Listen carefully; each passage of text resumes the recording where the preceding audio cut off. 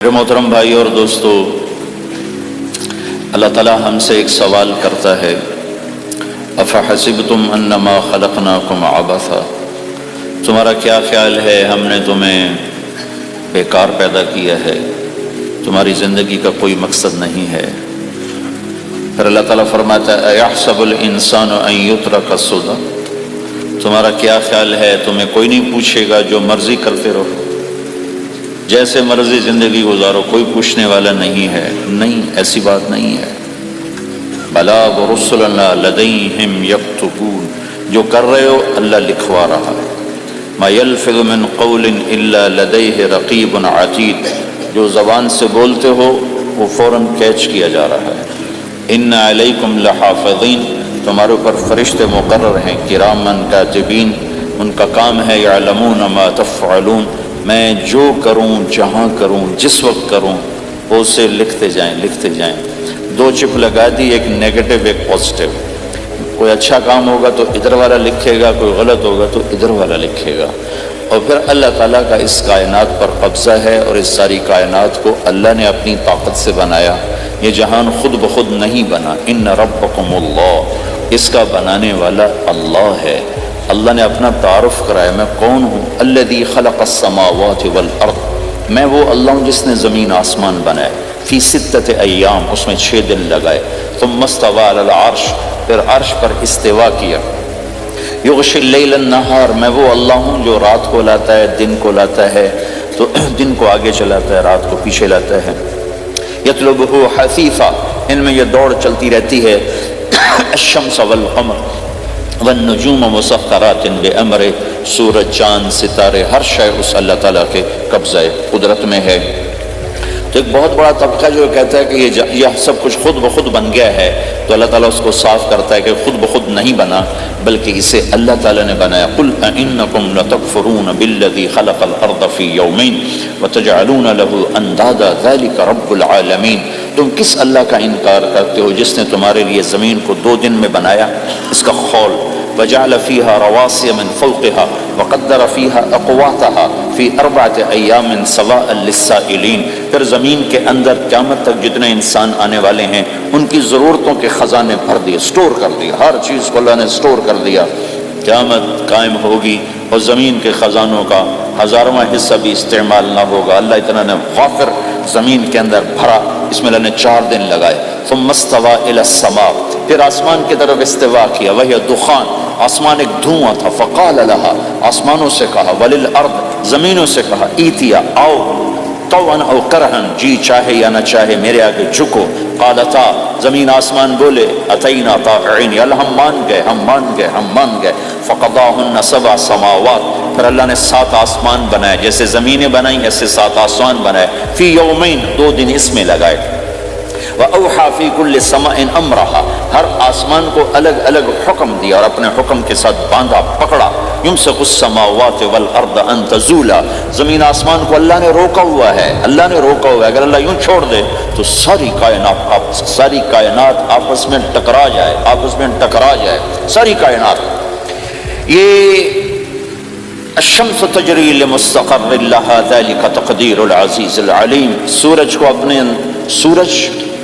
6 لاکھ مائل فی گھنٹہ کی رفتار سے دوڑ رہا ہے، اور زمین سے 12 لاکھ گنا بڑا ہے، اور اس میں ٹیمپریچر 2.5 کروڑ سینٹی گریڈ تک اس کا ٹیمپریچر چلتا ہے، اور یہ کوئی ٹھوس چیز نہیں، گیسز ہیں، اور ہر سیکنڈ میں اس میں ہیلیم گیس پھٹتی ہے اور وہ ہائیڈروجن میں تبدیل ہوتی ہے۔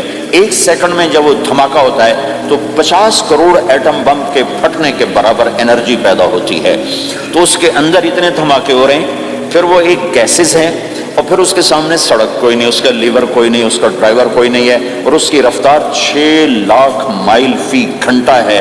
اللہ کہتا ہے میں سیدھا چلا رہا ہوں، کوئی اس کو چلا سکتا؟ اتنی تیز رفتار۔ والقمر قدرناہ منازل، چاند کو اس کے ساتھ چلایا، اس کو گھٹایا بڑھایا، حتی عاد کالعرجون القدیم، ایک ٹیڑھی لکڑی کی طرح ہوا۔ للشمس ينبغي لها ان تدرك القمر، سورج چاند میں ٹکر نہیں، ولللیل سابق النہار، دن اور رات میں ٹکر نہیں ہے، اس لیے کہ یہ تیرے رب کا بنایا ہوا نظام ہے۔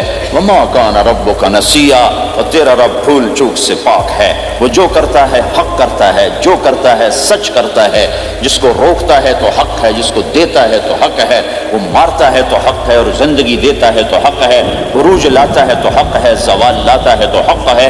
تو اللہ قرآن میں یہ ایک ذہن بناتا ہے کہ تم بیکار نہیں پیدا ہوئے، تمہارے پیچھے ایک طاقتور اللہ ہے جس نے ساری کائنات کو قابو کیا ہوا ہے، اس کے اوپر اس کا نظام چلتا ہے، حکومت چلتی ہے، سورج چاند ستارے ہوا، یہ میرا ہاتھ کی یہ حرکت بھی میرے رب کی قسم میرے اللہ سے پوچھ کے ہے، میرا اللہ روک دے تو یہ ہاتھ یہیں ہو گئے، ہل نہیں سکے گا۔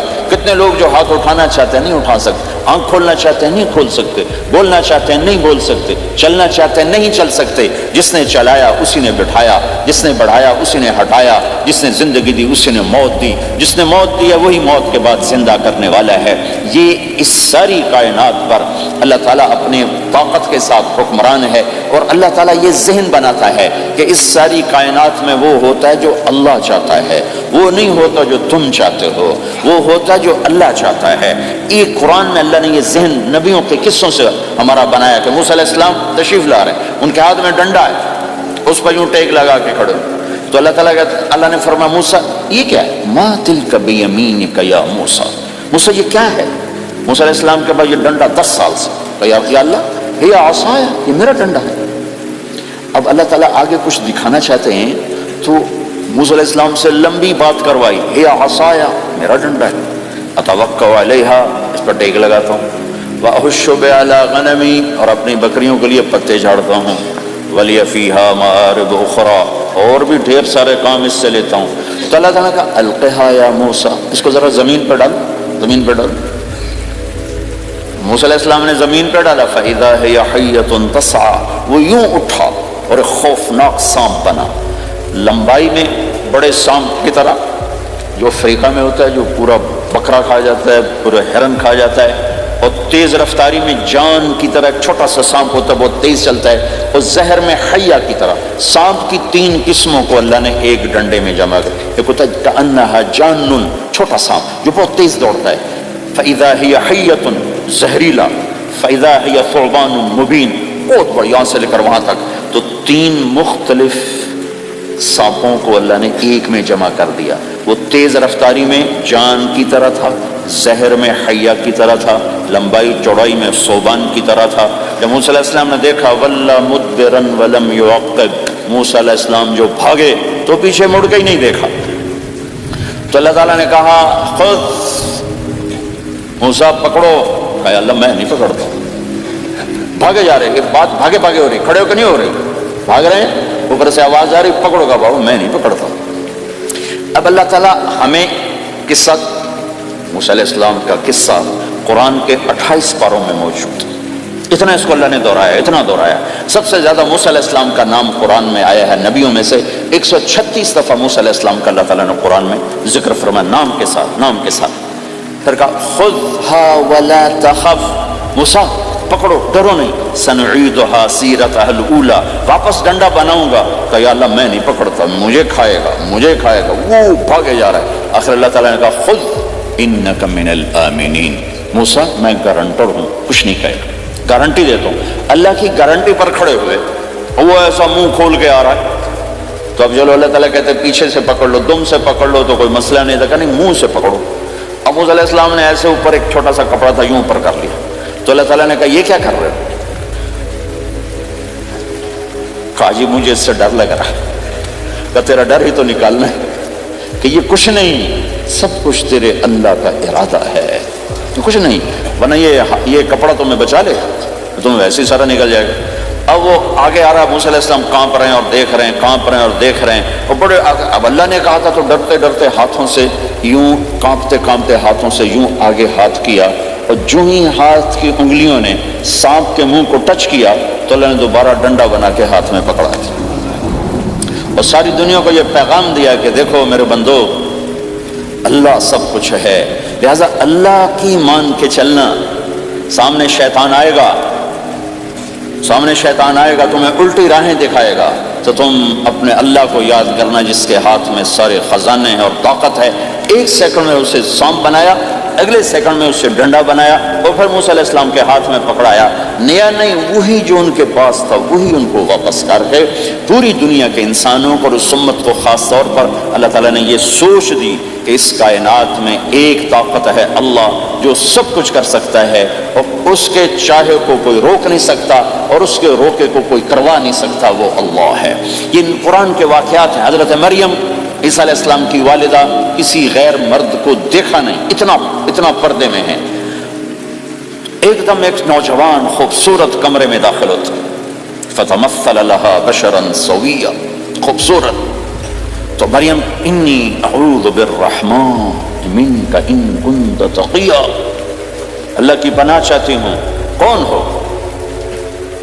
ڈرو نہیں، انما انا رسول ربک، میں مرد نہیں فرشتہ ہوں، انسان ہوں، تیری کوئی حاجت نہیں، میرے پاس کیا کرنے ہے؟ اہب لک غلاما زکیا، اللہ کا ارادہ ہو چکا ہے تمہیں بیٹا دیا جائے.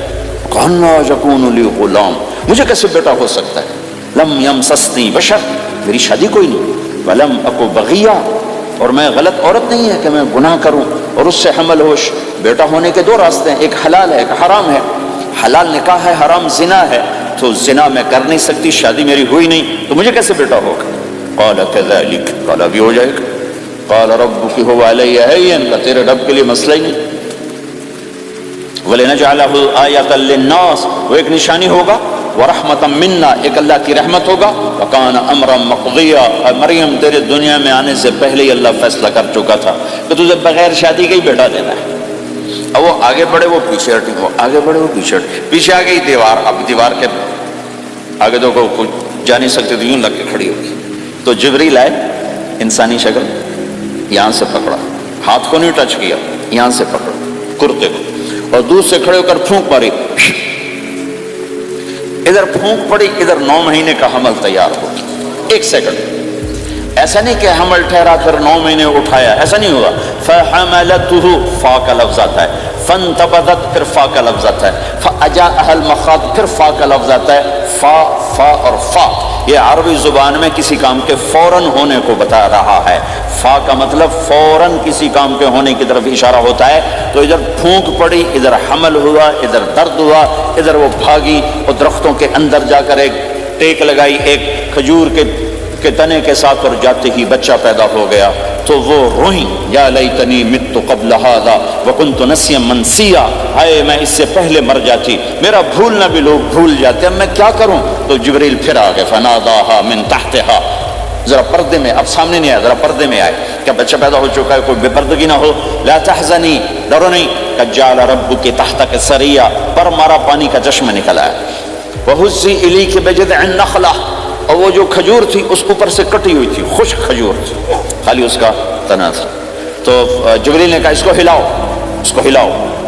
تو انہوں نے ہلایا تو ساقط علیک رطبا جنیا، تو تو دیکھے گی کہ یہ کھجور کے اوپر نہ کوئی شاخ ہے، نہ کوئی پھل ہے، نہ کوئی پتا ہے، لیکن جب اس نے ہلایا تو ایک دم تازہ کھجوریں گرنے لگ گئیں، تازہ کھجوریں. تو جبریل نے پھر کہا مریم، جو اللہ اس درخت کو بغیر شاخ کے پھل دے رہا ہے تجھے بغیر مرد کے بیٹا دے رہا ہے. کلی وشربی وقرری عینا، کھا پی صاف صوف ہو اور آپ سکون پکڑ، سکون میں آ جا. اور جا بعض شہر کی طرف جا، لوگ آئیں گے کہیں گے تو نے یہ کیا کیا؟ تو تم نے کہنا ہے انی نذرت للرحمن صوما فلن اکلم اليوم انسیا، بھائی میرا تو روزہ ہے، میں نہیں بول سکتی، اس سے بات کرو، بچے سے بات کرو. بنو اسرائیل کا روزہ اتنا سخت تھا کہ صرف کھانے پینے کی پابندی نہیں، بولنے پر بھی پابندی لگا دی گئی. وہ سچ بھی بولیں تو ان کا روزہ ٹوٹ جاتا تھا، یہ امت جھوٹ بھی بولے تو روزہ نہیں ٹوٹتا، خراب ہو جاتا ہے، ٹوٹتا نہیں.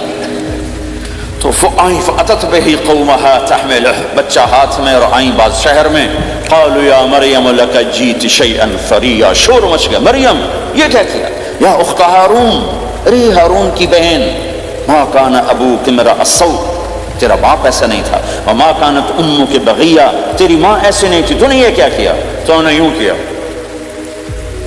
اس کا مطلب تھا روزہ، اور اس کا مطلب تھا اس سے بات کرو.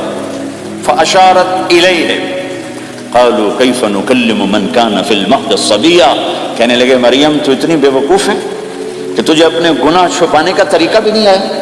تو کہتی میرا نکاح ہو گیا ہے، تو کہتی زکریا علیہ السلام نے چپکے سے میری شادی کر دی ہے، تو اپنا گناہ چھپانے کے لیے کہتی بچے سے بات کرو۔ کبھی بچہ بھی بولا اور شور مچا ہوا ہے کہ ایک دم یہ آدھے پونے گھنٹے کا بچہ، اس کی آواز بلند ہوئی اور اس لاؤڈ سپیکر سے اوپر چلی گئی، پورے شہر گونج اٹھا، قال انی عبد اللہ، لوگو سنو میں اللہ کا بندہ ہوں، آتانی الکتاب، مجھے اللہ نے کتاب دی، وجعلنی نبیا، مجھے اللہ نے نبی بنایا، وجعلنی مبارکا، مجھے اللہ نے برکت والا بنایا، اینما کنت، میں جہاں بھی ہوں گا، فاوصانی بالصلاۃ والزکاۃ ما دمت حیا، اور میرے رب نے مجھے کہا نماز پڑھنی ہے، زکات دینی ہے، وبرم بوالدتی، اور میرے رب نے مجھے کہا ہے کہ میں اپنی ماں کی خدمت کروں، فرمانبردار بنوں، ولم یجعلنی جبارا شقیا، والسلام علی یوم اموت ویوم ابعث، والسلام علی یوم ولدت ویوم اموت ویوم ابعث حیا، میرے اللہ کی میرے اوپر سلامتی ہے جب پیدا ہوا، جب مروں گا، جب اٹھائے جاؤں گا۔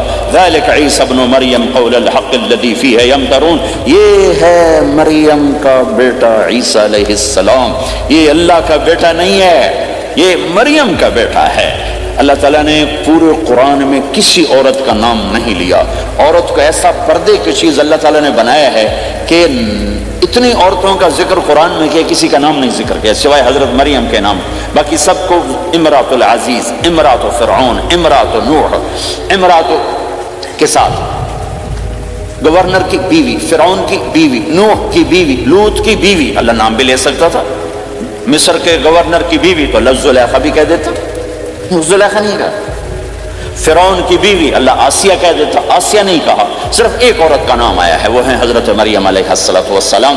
حضرت مریم کا نام اللہ نے اس لیے واضح کیا کہ ایک بہت بڑے طبقے نے اللہ پہ الزام لگایا کہ عیسیٰ علیہ السلام اللہ کا بیٹا ہے، تو اللہ تعالیٰ نے کہا نہیں، اللہ کا نہیں، مریم کا بیٹا ہے، اللہ کا نہیں، مریم کا بیٹا ہے۔ متخذ صاحبۃ ولا ولدا، نہ میری کوئی بیوی ہے نہ بچہ ہے، لم یکن لہ شریک فی الملک، نہ کہ اس کا شریک ہے، ولم یکن لہ ولی من الذل، نہ کہ اس کا مددگار ہے، فکبرہ تکبیرا، اس ایک اللہ کی کبریائی بڑائی کے گن گا، گیت گا، دل میں بٹھا، دل میں بٹھا، دل میں بٹھا، تاکہ سارا وجود اس کے آگے ڈھلتا جائے، چلتا جائے۔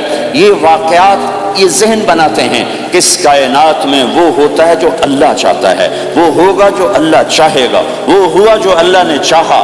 ساری دنیا کے انسان جو چاہتے ہیں اللہ کے بغیر نہیں کر سکتے، اللہ جو چاہتا ہے ہم سب کے بغیر کر دیتا ہے۔ یہ ذہن بنا کر پھر اللہ اس بات پہ لاتا ہے جب سب کچھ تیرے اللہ کے ہاتھ میں ہے تو اللہ کی مان کے چل کہ یہ تیرے پاس تھوڑی سی زندگی ہے، جیسے اللہ نے اس کائنات کو بنایا ہے ایسے ہی اس کائنات کو توڑنے والا ہے۔ ایک دن آئے گا، ازفت الازفہ، وہ قریب آ چکا ہے، لیس لہا من دون اللہ کاشفہ، اسے کوئی روک نہیں سکتا، ہٹا نہیں سکتا، وہ آئے گا۔ لا تأتیکم الا بغتہ، وہ اچانک آئے گا۔ وہ کیسے آئے گا؟ فاذا نفخ فی الصور نفخۃ واحدہ، ایک آواز آئے گی بڑی خوفناک۔ ہے کیا عجب دن ہوگا، شب جمعہ آئے گی، جمعہ کی رات آئے گی، کسی کو نہیں خبر کہ آج کائنات کی آخری رات۔ پرندے واپس گئے ہوں گے اپنے درختوں پر، گھونسلوں پر، شیر اپنے ٹھکانوں پر، چیتے اپنے ٹھکانوں پر، بھیڑیے اپنے ٹھکانوں پر، بکریاں، اونٹ، گائے، بھینس اپنے اپنی جگہ پر۔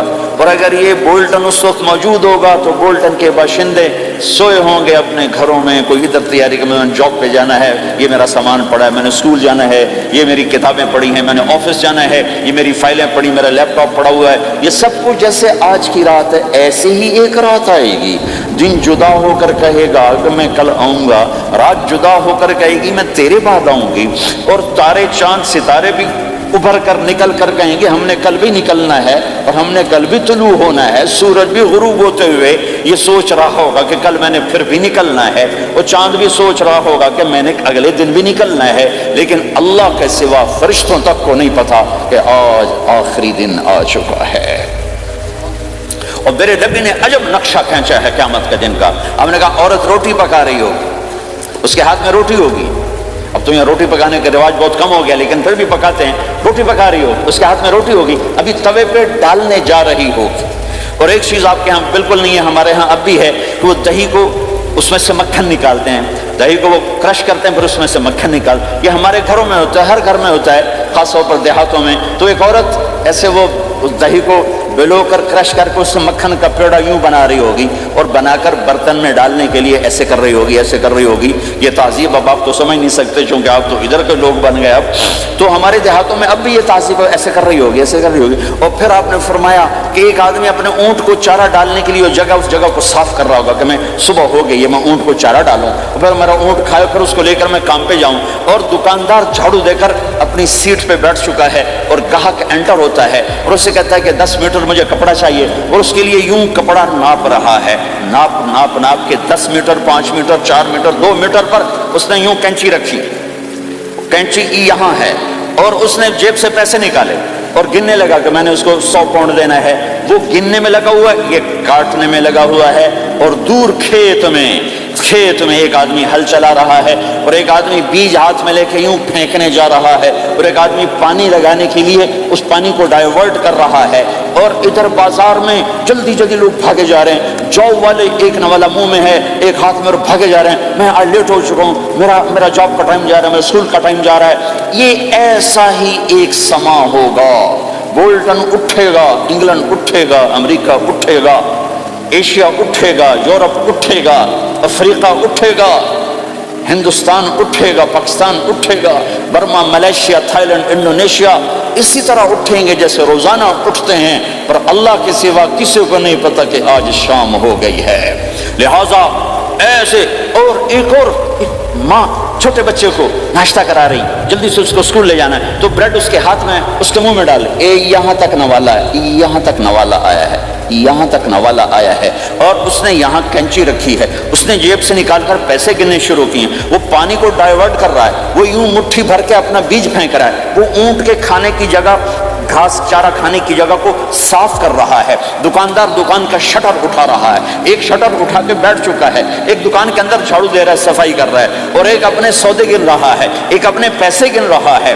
بادشاہ سلامت تاج پہن کر اپنے تخت کو چلنے کے لیے روانہ ہو رہے ہیں، اور آگے پیچھے ان کے باڈی گارڈز کھڑے ہوئے ہیں، اور وہ پورا اسکواڈ کھڑا ہوا ہے، اور ادھر بازار میں، کھیت میں، ہر چیز میں ایک رونق ہے، چہل پہلے، چڑیاں چوں چوں کر رہی ہیں، کوے کائیں کائیں کر رہے ہیں، فاختہ اڑ کے آ رہی، کبوتر اڑ کے آ رہے ہیں، چیل اڑ کے آ رہی، شیر نکلتا ہے شکار کے لیے، چڑیاں نکلتی ہیں دانے کے لیے، سانپ نکلتا ہے چوہے کے لیے، چوہا نکلتا ہے اپنی غذا کے لیے، بلیاں نکلتی ہیں چھیچڑے کے لیے، کتے نکلتے ہیں ہڈیوں کے لیے، انسان نکلتا ہے روٹیوں کے لیے، کہ ایک دم فَإِذَا جَاءَتِ الطَّامَّةُ الْكُبْرَىٰ، ایک دھماکہ ہوگا، ہائے ہائے، اور وہ کینچی والے کی کینچی یوں گر جائے گی، کپڑا یوں گر جائے گا، نوٹ والے کے ہاتھ سے نوٹ یوں بکھر جائیں گے، بٹوا یوں بکھر جائے گا، بیج والے کا ہاتھ یوں گرے گا، بیج وہیں گر جائے گا، نوالا بنانے والی کے ہاتھ میں نوالا بیٹے کے منہ تک نہیں جائے گا، یوں گر جائے گا، اور روٹی پکانے والے کے ہاتھ سے روٹی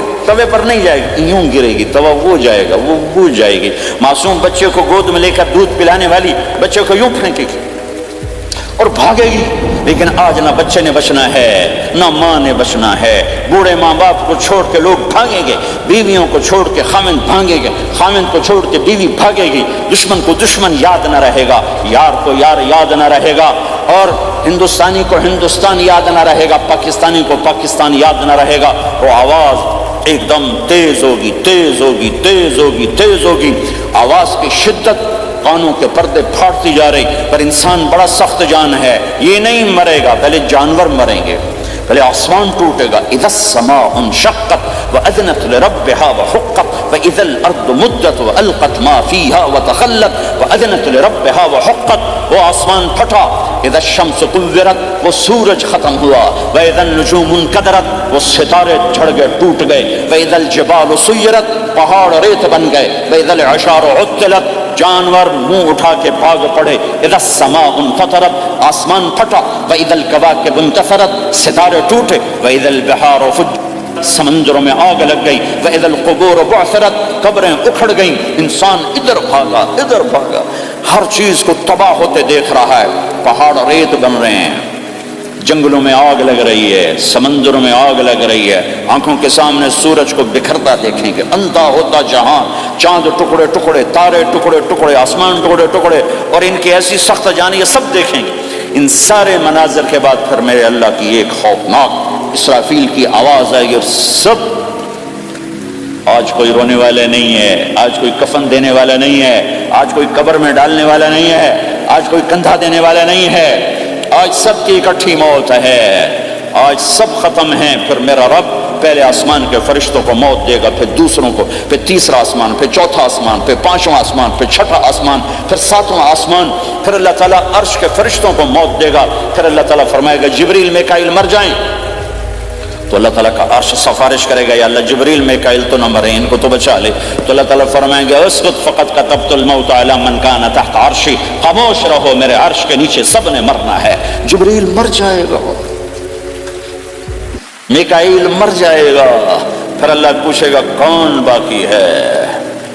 تو وہ کہے گا یا اللہ اسرافیل جو پھونک رہا ہے وہ باقی ہے اور میں باقی ہوں۔ اللہ کہیں گے اسرافیل مر جائے، تو اسرافیل وہ جو ہاتھ میں لے کے پھونک مار رہے ہوں گے، سور وہ ان کے ہاتھوں سے گرے گا اور اسرافیل میں گرے گا، اور وہ سور یوں اڑتا ہوا اللہ کے عرش کے ساتھ جا کر ٹک جائے گا۔ پھر اللہ فرمائے گا کون باقی ہے؟ اب اسرائیل کی ٹانگیں کانپیں گی، سب کو موت کا ذائقہ چکھانے والا آج خود چکھنے لگا ہے۔ کون باقی؟ دھڑ دھڑ دھڑ دھڑ دھڑ دھڑ ٹانگیں، یا اللہ بس اب تو تیرا یہ غلام باقی ہے، باقی تو سب اتر گئے موت کے گھاٹ۔ تو میرا اللہ تعالیٰ کہے گا مت فإنک خلق من خلق، تو بھی مر جا، تو بھی میری ایک مخلوق ہے۔ وہ میرے بھائیو، اس مٹ جانے والی دنیا کے پیچھے اللہ کو ناراض نہ کرو۔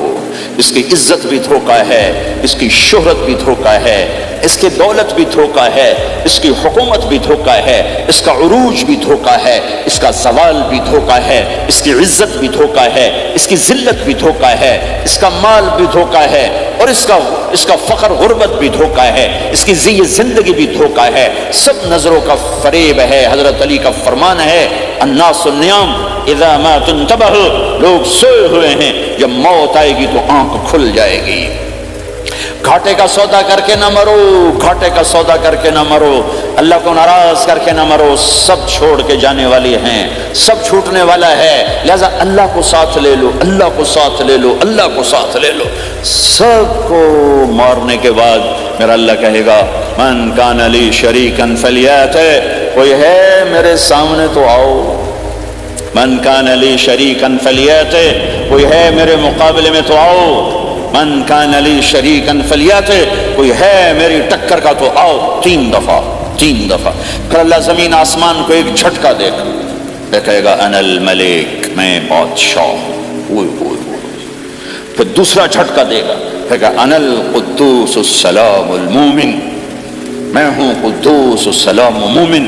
پھر تیسرا جھٹکا دے گا، پھر کہے گا انا المہیمن العزیز الجبار المتکبر، میں ہوں متکبر، جبار، عزیز، مہیمن۔ پھر اللہ تعالیٰ کہے گا این الملوک، بادشاہ کہاں ہے؟ این الملوک، بادشاہ کہاں ہے؟ این المتکبرون، وہ تکبر کرنے والے کہاں ہیں؟ این الجبارون، ظالم کہاں ہیں؟ این المتکبرون، تکبر والے کہاں ہیں؟ کوئی ہو تو جواب دے۔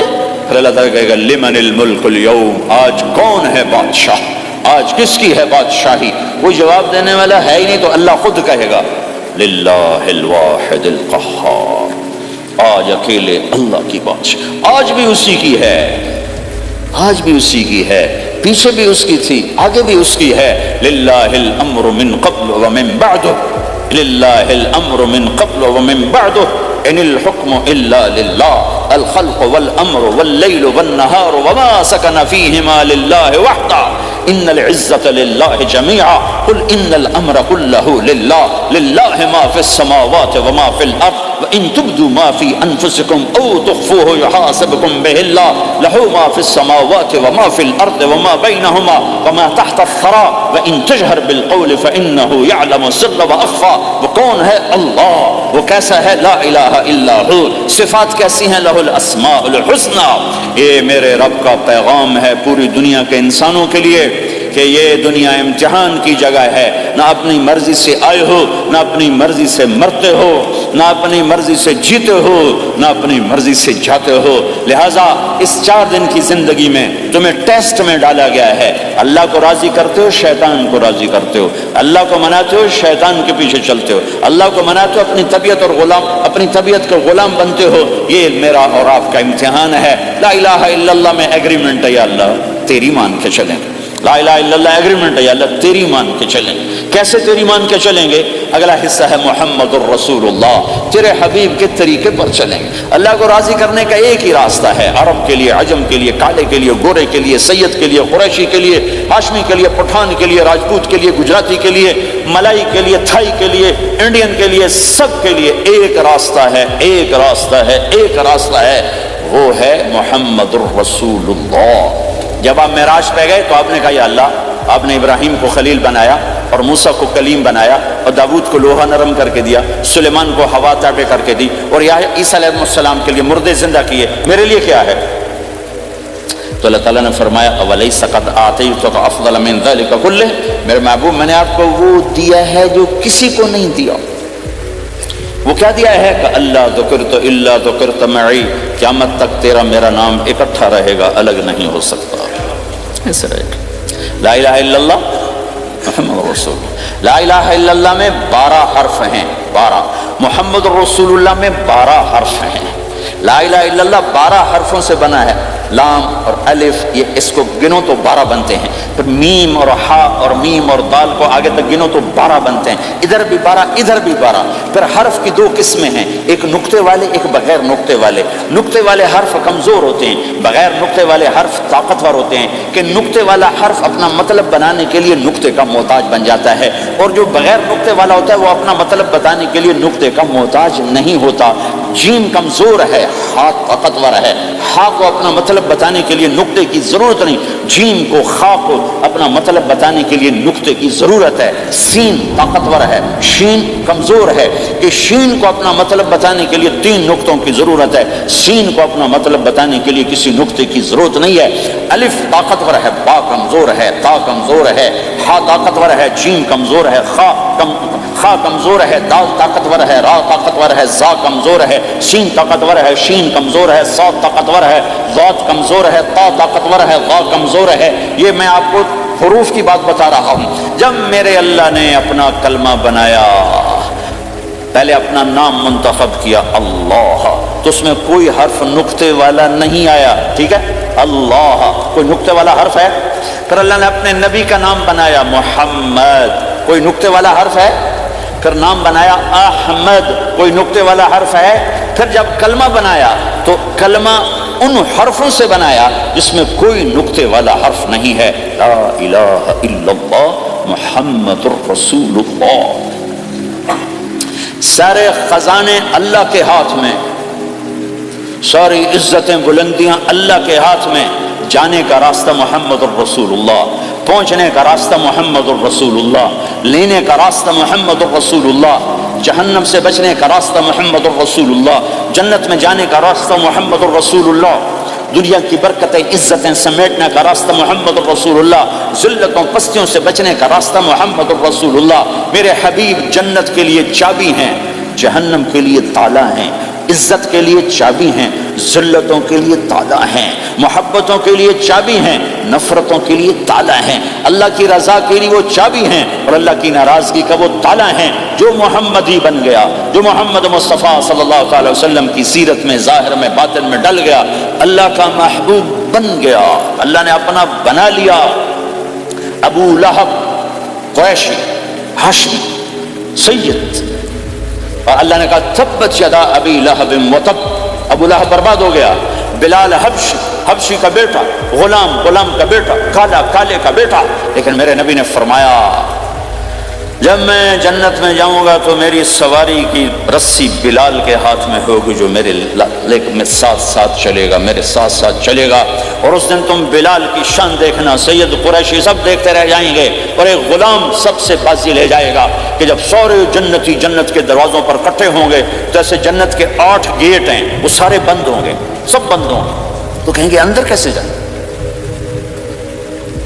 تو کہیں گے چلو آدم علیہ السلام سے بات کرتے ہیں. آدم علیہ السلام سے عرض کریں گے جناب ابا جان دادا جان دروازہ تو کھلوائیں. وہ کہیں گے بچوں میں نے تمہیں نکالا تھا، میں ڈال نہیں سکتا، جاؤ بھائی کسی اور سے بات کرو. اب آئیں گے نوح علیہ السلام، بابا میں نہیں کر سکتا. ابراہیم علیہ السلام، بابا میں نہیں کر سکتا. اسماعیل، اسحاق، یعقوب، یوسف، موسیٰ، یوشع، دانیال، الیاس، داؤد، یحییٰ، زکریا، سلیمان، بھائی ہمارے بس کا نہیں، بھائی ہمارے بس کا نہیں، بھائی ہمارے بس کا نہیں. سب سے آخر میں آئیں گے عیسیٰ علیہ السلام کے پاس.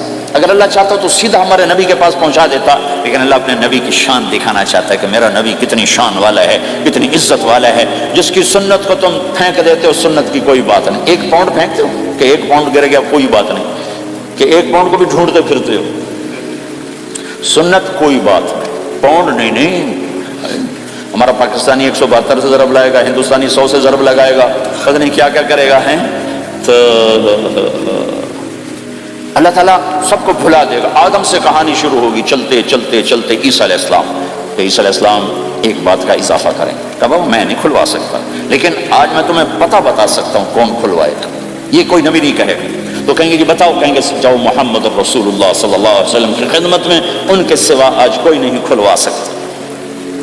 سارا مجمع آئے گا، یا رسول اللہ، یا حبیب اللہ، یا نبی اللہ، تھک گئے ہم، جنت کے دروازے بند ہیں، دروازہ کھلوائیں. تو آپ کہیں گے انا لہو، ہاں میں ہی کھلواؤں گا، میں ہی کھلواؤں گا. پھر آپ نے فرمایا سب کے سامنے سجدہ کروں گا اللہ تعالیٰ کو، کہ اللہ تعالیٰ اپنی تعریف کا مجھے الہام کرے، میں اللہ کی تعریف کروں گا جو ابھی مجھے بھی نہیں پتا کیا تعریف کروں گا، اس وقت اللہ تعالیٰ مجھے عطا کرے گا. پھر میرا اللہ کہے گا یا حبیبی یا محمد ارفع رأسک سل تعطا اشفع تشفع. اے میرے حبیب، اے میرے محبوب، سر اٹھا، سوال کر، پورا ہوگا، سفارش کر، مانی جائے گی. تو ہمارے نبی کہیں گے اللہ جنت کا دروازہ کھول. تو اللہ تعالیٰ فرمائیں گے اوپننگ سیریمنی تجھ سے ہوگی، تو اوپننگ کرے گا، پھر کھلے گا، ایسے نہیں کھل سکتا. تو کہ میں تیار ہوں. تو جنت سے ایک سواری آئے گی اڑتے ہوئے اور ہیلی کاپٹر کی طرح لینڈ کرے گی اللہ کے نبی کے سامنے. تو آپ اس کے اوپر ایسے بیٹھ جائیں گے. تو اس کی جو رسی ہوتی ہے جس سے اس کو چلایا جاتا ہے، وہ رسی سے نیچے گر جائے گی. رسی کے نیچے گرنے کا مطلب ہے کہ اس سواری کو اللہ کے نبی نے خود نہیں چلانا، کوئی اور آئے گا جو رسی پکڑ کے چلے گا. اب اللہ کے نبی کی سواری کی رسی پکڑ کے چلنا یہ کوئی چھوٹا آنر تو ہے نہیں، لہٰذا سب یوں دیکھیں گے بھائی، چونکہ وہ خالی اس سے سب کو پتہ چل جائے گا کہ کوئی آئے گا، ورنہ اللہ کے نبی کے ہاتھ میں رہتی ایسے گئی. تو لہٰذا سب ایسے کون کون کون کون آئے گا بھائی، کون آئے گا بھائی. شاید ابو بکر آئیں، یہ تو اپنی طرف سے کہہ رہا ہوں، شاید عمر آئیں، عثمان آئیں، علی آئیں، نہیں بیٹے آئیں گے، حسن حسین آئیں گے. کتنے سوال اٹھ سکتے، جعفر آئیں گے، حمزہ آئیں گے، عباس آئیں گے. سب اس حیرانی میں ہوں گے، سب کی نظریں ایسے ایسے ہوں گی کہ میرے اللہ کا فرمان ہوگا بلال حبشی کو لایا جائے، یہ رسی اس کو پکڑائی جائے. بلال رضی اللہ تعالیٰ عنہ اللہ کے نبی کی سواری کی رسی پکڑ کر چلیں گے اور آپ نے فرمایا میں سب سے پہلے جنت کے دروازے پر دستک دوں گا، فَأُقَاطِعَهَا فَيُفْتَحُ لِي، میرے لیے دروازے پر دستک دوں گا تو اندر سے آواز آئے گی. کون؟ میں کہوں گا محمد الرسول اللہ. وہ کہیں گے یا رسول اللہ حکم تھا آپ کے بغیر دروازہ نہ کھلے، میں کھولوں، میرے لیے کھلے گا، میں اندر جاؤں گا. تو آپ نے فرمایا میرے ساتھ میری امت کے غریب لوگ پہلے میرے ساتھ جنت میں داخل ہوں، میری امت کے غریب لوگ پہلے میرے ساتھ جنت میں داخل ہوں. پھر آپ نے ایک عجیب بات فرمائی کہ میں دیکھوں گا کچھ عورتیں مجھ سے آگے نکل جائیں گی، کچھ عورتیں مجھ سے آگے نکل جائیں گی. تو میں ان کو حیران ہو کر پوچھوں گا تم کون ہو جو اپنے نبی سے آگے جا رہی ہو؟ وہ کہیں گے یا رسول اللہ ہم وہ ہیں جو جوانی میں بیوہ ہو گئی اور اپنے بچوں کی خاطر دوسری شادی نہ کی، ان کی تربیت کے لیے دوسری شادی نہ کی اور اپنے جذبات کو سینے میں دبا کے سو گئیں، ہم وہ ہیں. تو اللہ کے نبی نے فرمایا وہ مجھ سے بھی آگے گزر کے جائیں گی. ہمارے معاشرے میں کوئی بچی بیوہ ہو جائے، طلاق ہو جائے تو ایک بوجھ بن جاتی، بوجھ بن جاتی. تو میرے نبی نے فرمایا تمہیں وہ صدقہ بتاؤں جس سے بڑھ کر کوئی صدقہ ہی نہیں ہے. آپ نے فرمایا کہ میں تمہیں وہ صدقہ بتاؤں جس سے بڑھ کے کوئی صدقہ نہیں ہے. تو انہوں نے کہا جی وہ کیا؟ قال الابنۃ المردودہ، جس کی بیٹی کو طلاق ہو گئی یا جوانی میں بیوہ ہو گئی اور لوٹ کے ماں باپ کے پاس آ گئی، اس پہ خرچ کرنا سب سے بڑا صدقہ. چونکہ ماں باپ بھی تنگ پڑ جاتے ہیں اور بھائی تو پہلے ہی کہتے ہیں کہاں مصیبت سر پہ آ پڑی ہے، تو میرے نبی نے اس کو کور کرنے کے لیے، تو زندگی تو حادثات کا نام ہے، ہوتے رہتے ہیں، تو میرے نبی نے فرمایا سب سے اعلیٰ درجے کا صدقہ ہے اس بچی پہ خرچ کرنا جو طلاق ہو کے گھر واپس آ جائے یا بیوہ ہو کے گھر واپس آ جائے، اس پہ خرچ کرنا سب سے اعلیٰ درجے کا خرچ ہے۔ تو ان کی یہ قربانی کہ وہ اللہ کے نبی نے فرمایا مجھ سے بھی آگے آگے جا رہی ہوں۔ آپ نے فرمایا جنت کی چابی میرے ہاتھ میں ہے، اللہ کا جھنڈا میرے ہاتھ میں ہے، کوئی نبی جنت میں جا نہیں سکتا جب تک میرا قدم نہ پڑ جائے، اور کوئی امت جنت میں جا نہیں سکتی جب تک میری امت نہ چلی جائے۔ تو بھائیو، اللہ کے خزانوں تک پہنچنے کا راستہ ہے محمد الرسول اللہ، اور چونکہ قیامت تک آپ نے نمونہ بندہ تھا تو اللہ نے اپنے نبی کی زندگی کی ہر شے محفوظ کر دی، کوئی چیز چھپی نہیں ہے۔ آپ کے جسم مبارک سے نکلا ہوا ہر عمل 1435واں سال شروع ہو چکا ہے، محفوظ ہے، مکتوب ہے، موجود ہے۔ کسی نبی کا حلیہ ایسے موجود نہیں جیسے ہمارے نبی کا حلیہ موجود ہے۔ آپ چلتے کیسے تھے؟ یمشی تکفین، آپ چلتے تھے کہ جیسے کوئی آدمی اوپر سے نیچے آ رہا ہو، تو تھوڑا سا آگے جھک کے چلتا ہے، اور آپ چلتے تھے کہ آپ کے پاؤں کا چلنے کا فاصلہ، قدم سے قدم فاصلہ چھوٹا ہوتا تھا، اور چال میں تیزی ہوتی تھی، چال میں تیزی، فاصلہ تھوڑا، اس طرح آپ چلتے تھے۔ آپ کے دیکھنے کا انداز کیا تھا؟ یہ جل نظرہ الملاحظہ، یوں دیکھتے تھے، شرم کی وجہ سے نظر نہیں اٹھاتے تھے مردوں میں بیٹھ کر، کبھی کبھی یوں آنکھ اٹھاتے تھے تو پھر کسی میں جرت نہیں ہوتی تھی کہ آپ کی آنکھوں میں آنکھیں ڈال کے دیکھ سکے، پھر سارے یوں ہو جاتے تھے، صرف 2 آدمی آپ کو دیکھ سکتے تھے۔ اس وقت جب آپ کی نظر اوپر ہوتی تھی تو 2 آدمی آپ کو دیکھ سکتے تھے، ایک ابو بکر اور ایک عمر، بس۔ آپ مسجد میں داخل ہوئے، آپ کے ادھر ابو بکر تھے، ادھر عمر تھے، سامنے مجمع تھا، آپ نے یوں ابو بکر کو پکڑا، یوں عمر کو پکڑا، یوں ان کے دونوں کے ہاتھ پکڑ کر، مجھے دیکھ رہے ہو؟ ہکذا نحشر یوم القیامہ، قیامت کے دن ہم تینوں یوں اٹھائے جائیں گے کہ میرے دائیں طرف ابو بکر ہوگا اور میرے بائیں طرف عمر ہوگا، اور ہم تینوں یوں اپنی قبروں سے نکلیں گے۔ زندگی کی ہر شے کیوں باقی ہے؟ یہ تو میں ادائیں چھوڑو، میرے نبی کی 9 بکریاں تھیں، 1 بکرا تھا، لبے ان کے نام اگر نہ ہوں تو کوئی ہماری شریعت میں فرق پڑتا ہے؟ لیکن میرے نبی کی بکریوں کے نام بھی ہم تک پہنچے۔ ایک کا نام تھا عجوہ، ایک کا نام تھا سقیہ، ایک کا نام تھا برکہ، ایک کا نام تھا ورثہ، ایک کا نام تھا زمزم، ایک کا نام تھا اطلال، ایک کا نام تھا اطراف، ایک کا نام تھا قمرا، غیثا، یہ میرے نبی کی بکریوں کے نام ہیں۔ اور بکرا تھا، اس کا نام تھا یم، عجوہ، سقیہ، زمزم، برکہ، ورثہ، اطلال، اطراف، غیثاء، قمراء۔ اور اس میں آپ کی بکری قمراء آپ کی زندگی میں مر گئی تھی، اتنی ڈیٹیل بھی موجود ہے۔ آپ کے 2 گدھے تھے، ایک کا نام تھا عفیر، ایک کا نام تھا یعفور۔ جس دن آپ کا انتقال ہوا، یعفور پورے مدینے کی گلیوں میں روتا پھر رہا تھا، وہ چیختا پھر رہا تھا، یہاں تک کہ کنویں میں چھلانگ لگائی اور مر گیا۔ آپ کی 4 اونٹنیاں تھیں، عصبہ، شہبہ، جدعا، قصوا۔ اس میں جو آپ کی اونٹنی عصبہ تھی، ادھر آپ کا انتقال ہوا اور ادھر اس نے بیٹھے بیٹھے رونا شروع کر دیا، اور چارہ بھی چھوڑ دیا، پانی بھی چھوڑ دیا، اور بیٹھے بیٹھے بھوکی پیاسی مر گئی، چارہ نہیں کھایا، پانی نہیں پیا۔ آپ کے 2 خچر تھے، ایک کا نام تھا دلدل، ایک کا نام تھا فضہ۔ آپ کے 2 اونٹ تھے، ایک کا نام تھا عسکر، ایک کا نام تھا ثعلب۔ گھوڑے آپ نے بہت رکھے، آئے گئے، ورد، یعصوب، یعقوب، مرتجل، لزاز، طراز، ثقب، سبحہ، ورد، یہ سجل، یہ میرے نبی کے خوبصورت عالیشان گھوڑے ہیں۔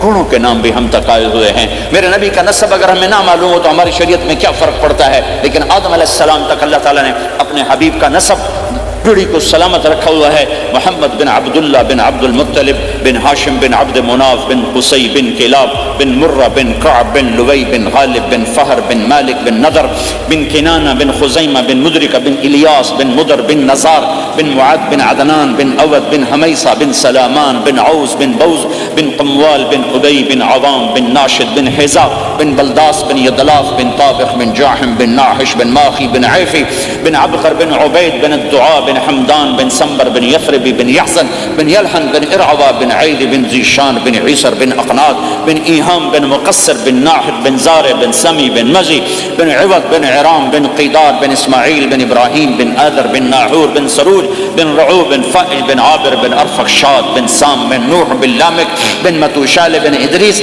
بن یرد بن ملہلیل بن قینان بن آنوش بن شیسر بن آدم علیہ السلام.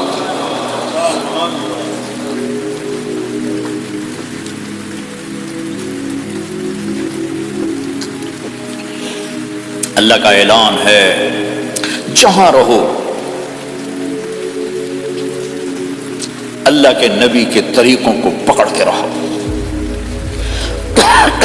اللہ تعالیٰ تک پہنچنے کا بس ایک ہی راستہ ہے، ایک ہی راستہ ہے، ایک ہی راستہ ہے، وہ ہے جناب رسول اللہ صلی اللہ تعالی علیہ وسلم کی مبارک زندگی. نقل مار لو، نقل مارنے سے پاس ہو نہیں جاتے لوگ. ہمارے انڈیا پاکستان میں خوب نقل چلتی ہے، وہ نقل لگاتے ہیں پاس ہو جاتے ہیں. میں بھی ذمہ داروں کی اولاد، پڑھنے کا شوق نہیں تھا، ہمیشہ نقل مار کے ہی پاس ہوئے، کیونکہ پڑھنے کا شوق نہیں تھا. ماں باپ نے ڈنڈا چڑھا دیا کہ ڈاکٹر بنانا ہے، ڈاکٹر بنانا ہے، ڈاکٹر بنانا. مجھے کبھی زندگی بھر شوق نہیں ہوا کہ میں نے ڈاکٹر بننا. بھائیو اپنے نبی کی نقل اتار، اللہ پاس کر. اس نے ایک چنا ہے جس کو حبیب بنایا ہے. 10,000 سال کا پروسیس ہوا اور اس میں سے محمد مصطفیٰ صلی اللہ علیہ وسلم کی ہستی کو وجود ملا.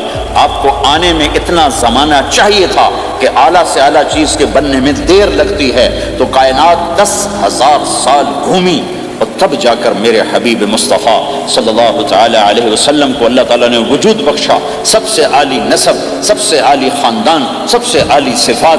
اب اللہ کے خزانوں سے لینے کا راستہ پاؤنڈ نہیں، ڈالر نہیں ہے، تجارت نہیں ہے. اللہ سے لینے کا راستہ میرے نبی کا طریقہ ہے. تجارت میں ہو، زراعت میں ہو، جاب میں ہو، کھیتی باڑی میں ہو، میرے نبی کا طریقہ ایک مسجد کا ہے، نماز.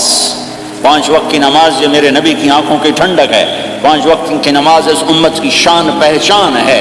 اور اللہ تعالیٰ نے پہلی امتوں پر اتنی بڑی مشقت ڈالی کہ ان کی نماز مسجد کے علاوہ کہیں نہیں ہوتی تھی، مسجد میں ہی ہوتی تھی.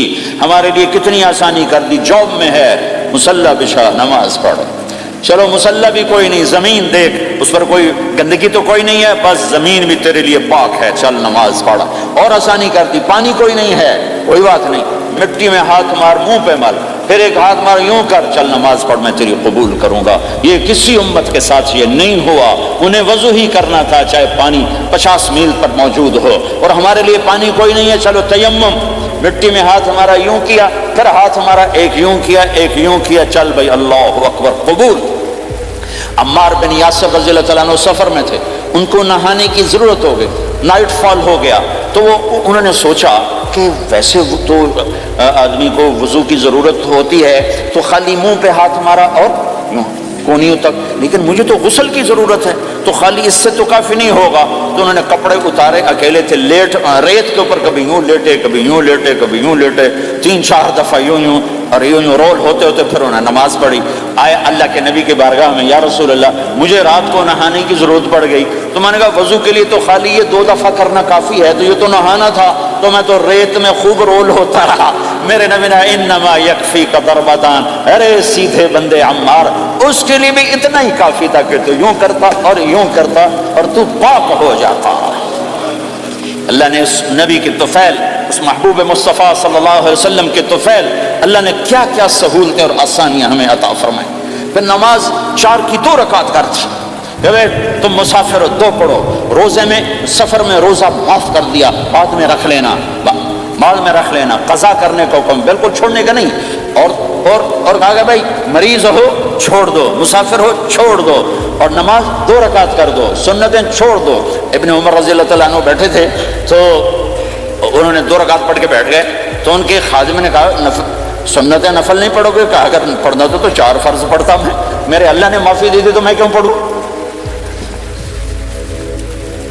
میرے نبی نے سفر میں سنتیں نہیں پڑھی کبھی، اپنی امت کو سہولت دینے. فجر کی سنتیں 2 پڑھتے تھے، اس کے علاوہ سنتیں نہیں پڑھی تاکہ میری امت کو سہولت ہو، آسانی ہو.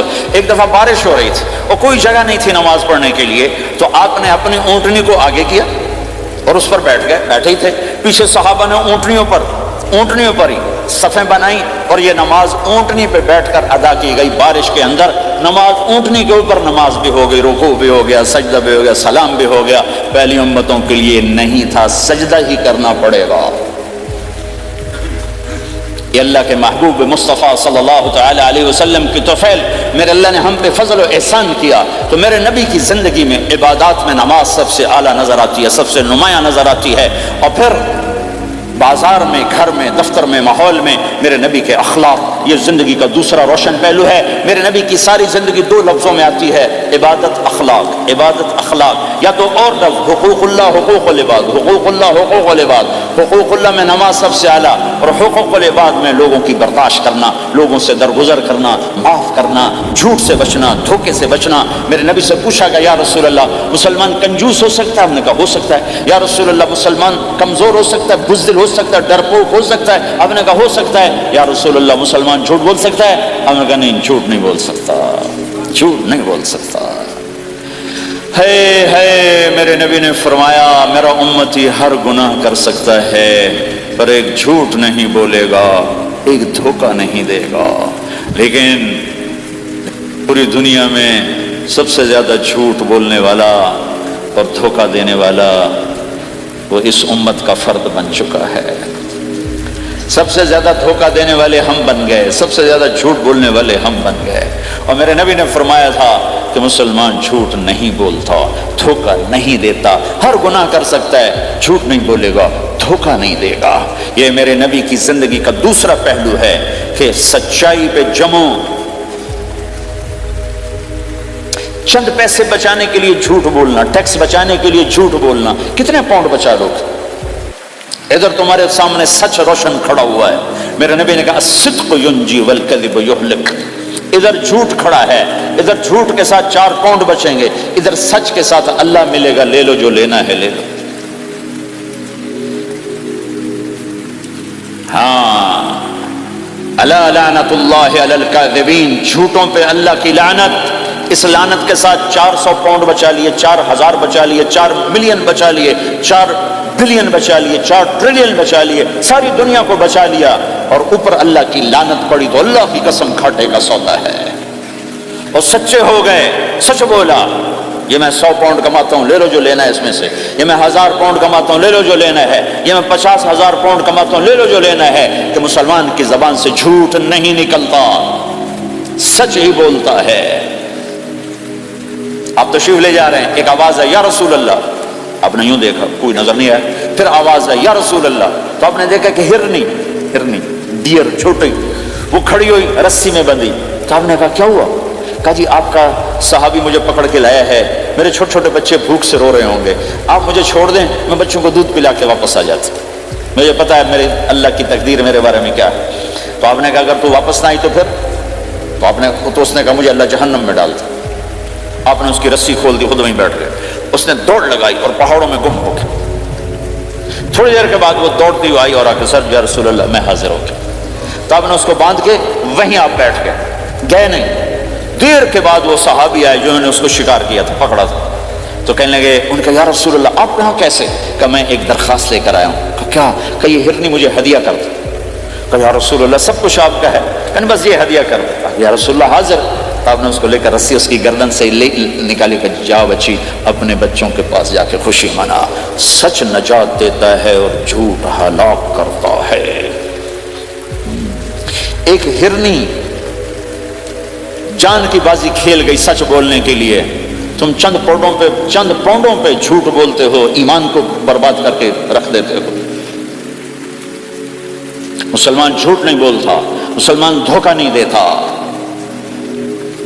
مسلمان کی زبان سے سخت بول نہیں نکلتا، کسی کو بے عزت نہیں کرتا، کسی کو کی بے اکرامی نہیں کرتا، کسی کا دل نہیں توڑتا، کسی کو ذلیل نہیں کرتا، خود سہتا ہے، اوروں کو औरों को खुशियां देता है, खुद दुख सहता है, औरों को राहत देता है, खुद तकलीफ सहता है। ये मेरे नबी के अखलाक हैं, ये मेरे नबी की ज़िंदगी है। और ये इस्लाम का सबसे बड़ा चैप्टर है और सबसे मुश्किल चैप्टर है। जब मेरे नबी ने लंबी नमाजें पढ़ी तो अल्लाह ने रोक दिया कि मेरे हबीब मा अंज़लना अलैकल कुरआन लितशक़ा, इतनी लंबी नमाज न पढ़ के तो थक जाए।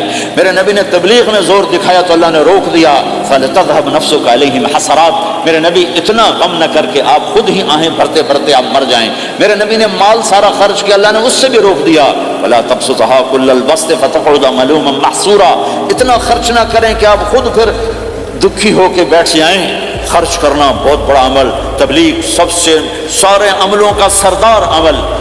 तबलीग से बड़ा कोई काम होता तो अल्लाह नबियों को देते, अगर तबलीग से बढ़कर कोई काम होता तो अल्लाह नबियों को देता, गश्त से बढ़कर कोई मेहनत होती तो अल्लाह नबियों को देता। 950 साल नूह अलैहिस्सलाम गश्ती कर रहे हैं। अरे अल्लाह की मान लो, अल्लाह की मान लो, इतना अजीम अमल का मेरे नबी दरमियाना नमाज सबसे बड़ी इबादत, मेरे नबी दरमियाना काम। लेकिन जब मेरे नबी ने अखलाक अच्छे किए, दुश्मन को माफ करना, तो एक आदमी आप सोए हुए थे, आपकी तलवार लटकी थी, एक आदमी आया, उसने आपकी तलवार उतारी और यूं मारी पसली में, आप उठ के बैठ गए। अब वो कत्ल के इरादे के लिए आ चुका है और तलवार यहाँ है, कहता मन यमनाउ का मिन्नी, अब बोल तुम्हें कौन बचाएगा? तो आपने मुस्कुराते हुए कहा अल्लाह। तो उसके हाथ से तलवार गिर पड़ी, तो आपने उठा ली, आपने यूं सीधी की, अब तू बचा, तुझे कौन बचाएगा? वो कहने लगा मुझे तो तू ही बचाएगा। वो तो अल्लाह को जानता नहीं था, कहा बाबा मुझे तो तू ही बचाएगा। तो आप कहते इसका सर उड़ा दो, ये नबी को कत्ल करने आया है। मेरे नबी ने फरमाया कलमा पढ़ते हो? कहा नहीं पढ़ता। कहा जाओ माफ किया। ये मेरे नबी के अखलाक हैं।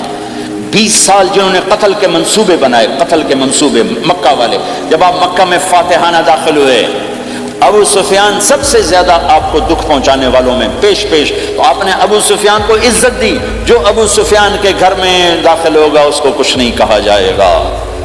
आप तो अबू सुफियान को बुला के सूली पे लटकाते, और आप कह रहे हैं जो अबू सुफियान के घर में जाएगा उसे कुछ नहीं कहा जाएगा, जो बैतुल्ला में होगा उसे कुछ नहीं कहा जाएगा। सारा मक्का सामने, आप यूं बैतुल्ला का दरवाजे पर यूं दोनों हाथ ऐसे टिका के खड़े थे। फिर आपने कहा मैं क्या करूंगा अब तुम्हारे साथ?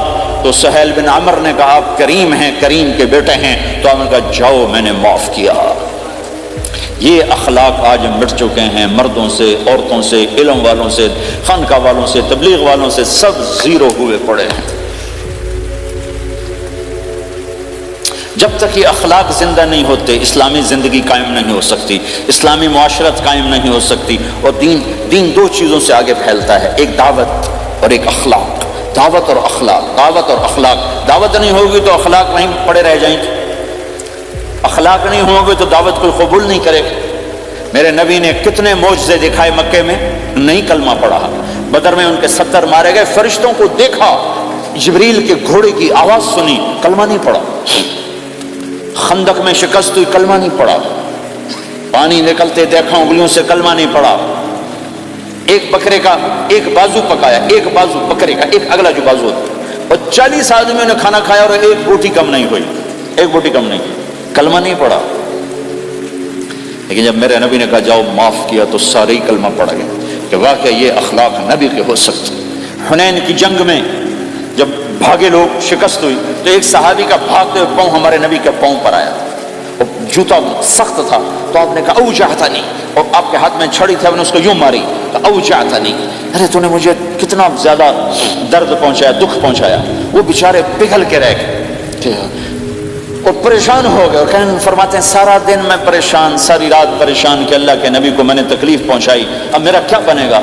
अगला दिन हुआ तो ऐलान हो रहा था भाई जिसका पाँव नबी के पाँव पे आया था उसको अल्लाह के नबी बुला रहे हैं। तो सहाबी कहने लगे मैंने समझा बस अब मेरी तो दुनिया भी गई और आखिरत भी गई, अब मेरे ऊपर केस बनेगा और मुझे डांट डपट भी होगी, मेरा कितना बड़ा घाटा नुकसान होगा। ये हाजिर हुए डरते डरते। तो आपने फरमाया मेरे भाई कल मैंने तुम्हें छड़ी मारी थी, वो मुझे माफ़ कर देना, और ये 80 ऊँट तुम्हें हदिया देता हूँ, 80 कैमल्स यानी 80 प्राडो, 80 रेंज रोवर का ये मेरी तरफ से तुम्हें हदिया है। वो हैरान परेशान, ये मेरे नबी के अखलाक हैं, ये मेरे नबी के अखलाक हैं। कांटे बिछाने वाली ने 4 दिन आना छोड़ दिया, बीमार हो गई थी, تو آپ نے کہا کیا بات ہے، ہمارے راستے میں اب کانٹے کوئی نہیں ہے؟ کہا جی وہ بیمار پڑی ہے جو کانٹے بچھاتے تھے، تو آپ اس کے گھر چلے گئے، ماں جی خیریت تو ہے، آپ ٹھیک تو ہیں؟ کہا بیٹا مجھے کلمہ پڑھا دے، بس تیرے اخلاق نے مجھے فتح کر لیا ہے۔ میرے بھائیوں یہ چیپٹر بھول چکے ہیں، بھول چکے ہیں، بھول چکے ہیں۔ جب تک یہ چیپٹر زندہ نہیں ہوگا زندگی اسلامی نہیں بنے گی، معاشرہ اسلامی نہیں بنے گا، اور آگے قوموں کے لیے اسلام کا دروازہ نہیں کھلے گا۔ ہمیں معاف کرنا آتا ہو، ہمیں گالی دینے والے کو دعا دینا آتا ہو، غیبت کرنے والے کی تعریف آتی ہو، اور غیبت کرنے سے، غیبت سننے سے اپنے آپ کو ایسے بچاؤ جیسے زہر سے بچاؤ، جیسے آگ سے بچاتے ہو۔ ایک دوسرے کو نفرت کا بول نہ بولو ورنہ ساری زندگی تباہ و برباد ہو جائے گی۔ میرے رب کی قسم، میرے نبی نے کہا ایک زبان کا بول انسان بولتا ہے وہ جہنم کی گہرائیوں میں گر جاتا ہے، اور ایک زبان کا بول انسان بولتا ہے وہ جنت کے درجات پر چڑھ جاتا ہے۔ یہ زبان بہت طاقتور چیز ہے، میں ہر بیان میں اس کو دہرا رہا ہوں کہ جتنا یہ عمل ختم ہو چکا ہے اتنا کوئی عمل بھی نہیں ختم ہوا ہے۔ میرے نبی نے فرمایا معاذ تمہیں سارے دین کا خلاصہ بتاؤں؟ معاذ الا انبئک بملاک ھذا کلہ، میں تمہیں پورے دین کا خلاصہ بتاؤں؟ کون معاذ جس کے ہاتھ میں علماء کا جھنڈا ہوگا؟ کون معاذ؟ میں ابھی مئی میں ان کے اردن اجتماع میں گیا، آگے ان کے اربد میں گئے، آگے وہاں ان کا مقبرہ ہے 18 کلومیٹر۔ میں گیا کمرے میں داخل ہوا تو سارا کمرہ خوشبو سے مہک رہا تھا، اور مجھے ایک شخص نے بتایا یہ خوشبو 24 گھنٹے یہاں آتی رہتی ہے۔ جن کو 18 ہجری میں انتقال ہوا، 1417 سال ہو گئے مرے ہوئے، اور قبر سے خوشبو آ رہی۔ اس آدمی کو سمجھایا کیسے اور بتایا کیا؟ معاذ تمہیں سارے دین کا خلاصہ بتاؤں؟ کہ جی بتائیں۔ تو آپ نے یوں کیا، اپنی زبان نکالی اور اس کو پکڑا انگلیوں سے، کہا کف ھذا، معاذ اس زبان پہ قابو پا جا، یہ پورا دین ہے۔ یہ زبان آج کھل گئی ہے۔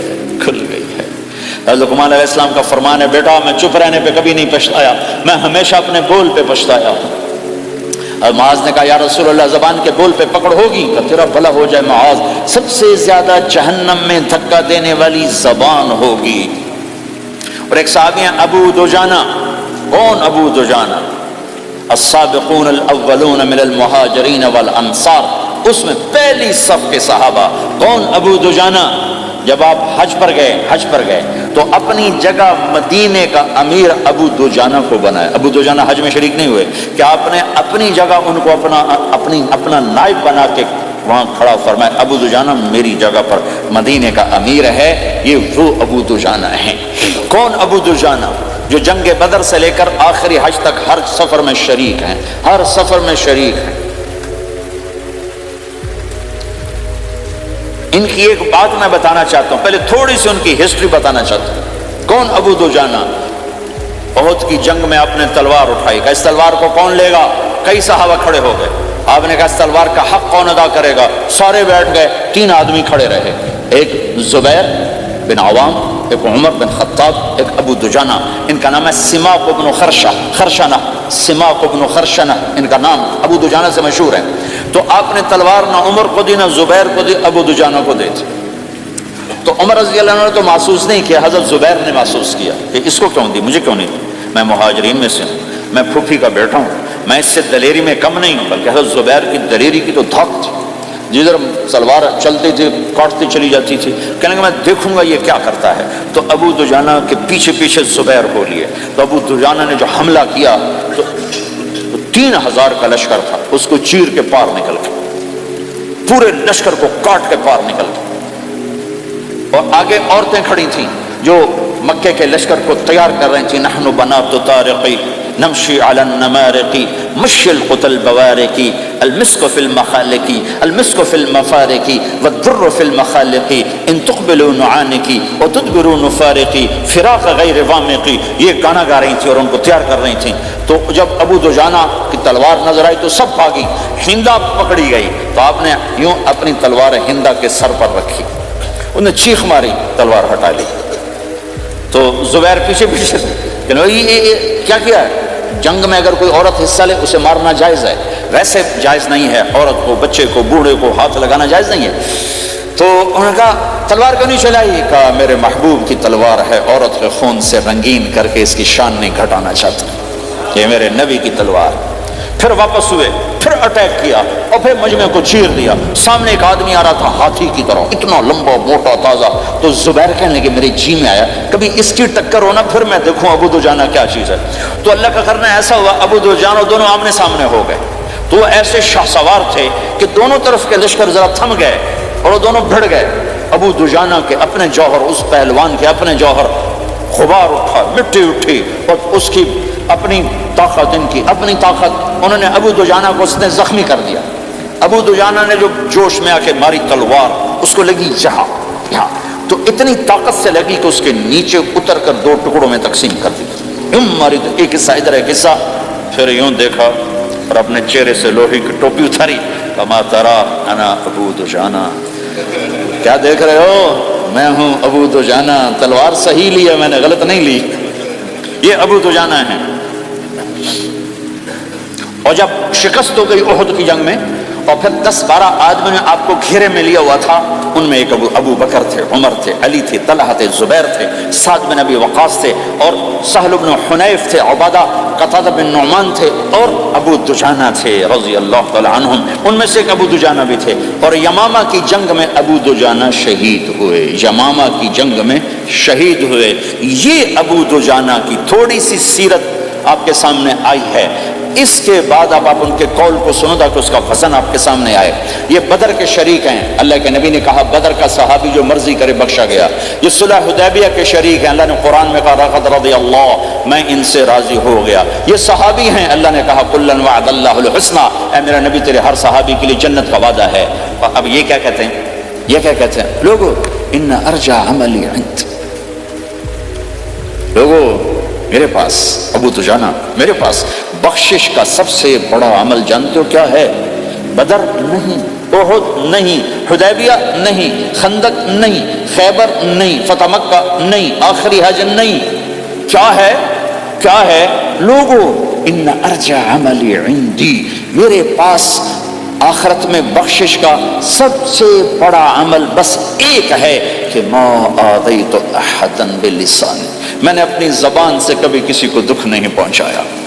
ولا اجد فی قلبی غلا لاحد, اور میرے دل میں کسی کے لیے بغض کوئی نہیں ہے, بس یہ میری بخشش کا عمل ہے. تو بھائیو, نبی کے اخلاق میں 2 چیزیں لے لو.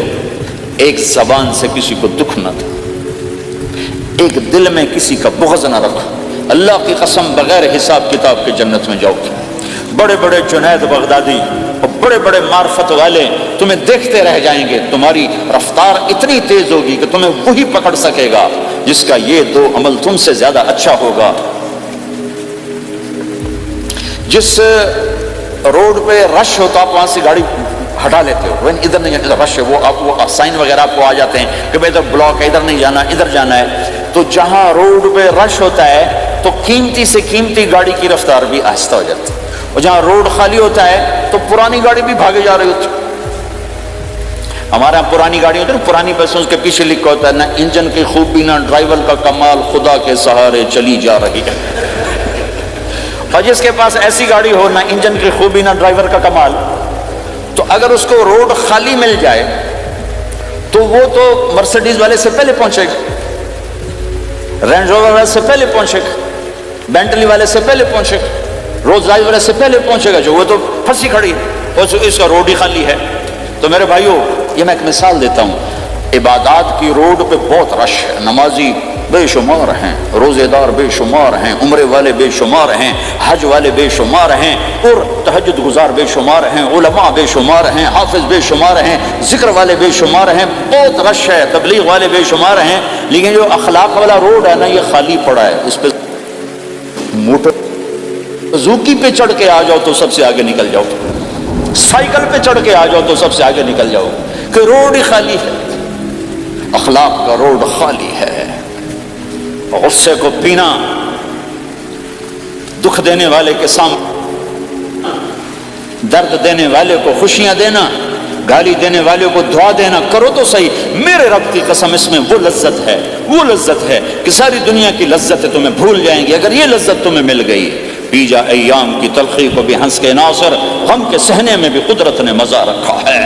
اپنے لہو کے گھونٹ پی، زخم پہ زخم کھا کے جی، آہ نہ کر لبوں کو سی، عشق ہے دل لگی نہیں، سینے پہ تیر کھائے جا، آگے قدم بڑھائے جا، یعنی زبان حال سے کہہ دے کہ ہاں ستائے جا۔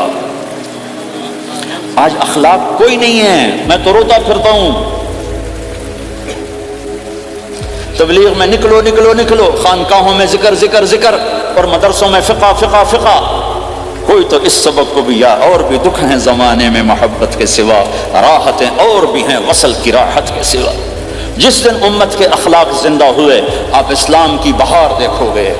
اگر اپنے گھر میں خوشیاں لانا چاہتے ہو تو اللہ کی قسم بڑے گھر سے نہیں آئے گی، کوئی 5 لاکھ پاؤنڈ کی گاڑی سے خوشی نہیں آئے گی، کوئی بہت بڑا عالیشان بنگلہ بنانے سے خوشی نہیں آئے گی، تمہارے اخلاق سے گھر میں خوشی آئے گی۔ اگر بیوی کا سلوک تمہارے ساتھ اچھا ہے، تمہارا سلوک بیوی کے ساتھ اچھا ہے، اس گھر میں خوشی ہے۔ بیوی کا بول بدتمیز ہو تو خامند کی زندگی برباد، خامند کا بول بدتمیز ہو تو بیوی کی زندگی برباد، اولاد بد اخلاق ہو تو ماں باپ کی زندگی برباد، ماں باپ میں سختی ہو تو اولاد کی زندگی برباد، بھائی بھائی میں بول میں سختی ہو تو بھائی کی زندگی برباد، بہن بھائیوں میں سختی ہو تو بہن بھائی کی زندگی برباد، نیبر کے ساتھ سختی ہو تو نیبر کی زندگی برباد۔ میرے نبی نے فرمایا ما آمن بی من بات شبعان و جارہ جاعے، وہ میرے اوپر ایمان لایا ہی نہیں جو خود پیٹ بھر کے کھائے اور پڑوسی بھوکا ہو۔ واللہ لا یؤمن واللہ لا یؤمن واللہ لا یؤمن، 3 دفعہ اللہ کی قسم ایمان والا نہیں، اللہ کی قسم ایمان والا نہیں، اللہ کی قسم ایمان والا نہیں۔ کون یا رسول اللہ؟ الذی لا یأمن جارہ بوائقہ، جو پڑوسیوں کو تنگ کرے وہ ایمان والا نہیں ہے۔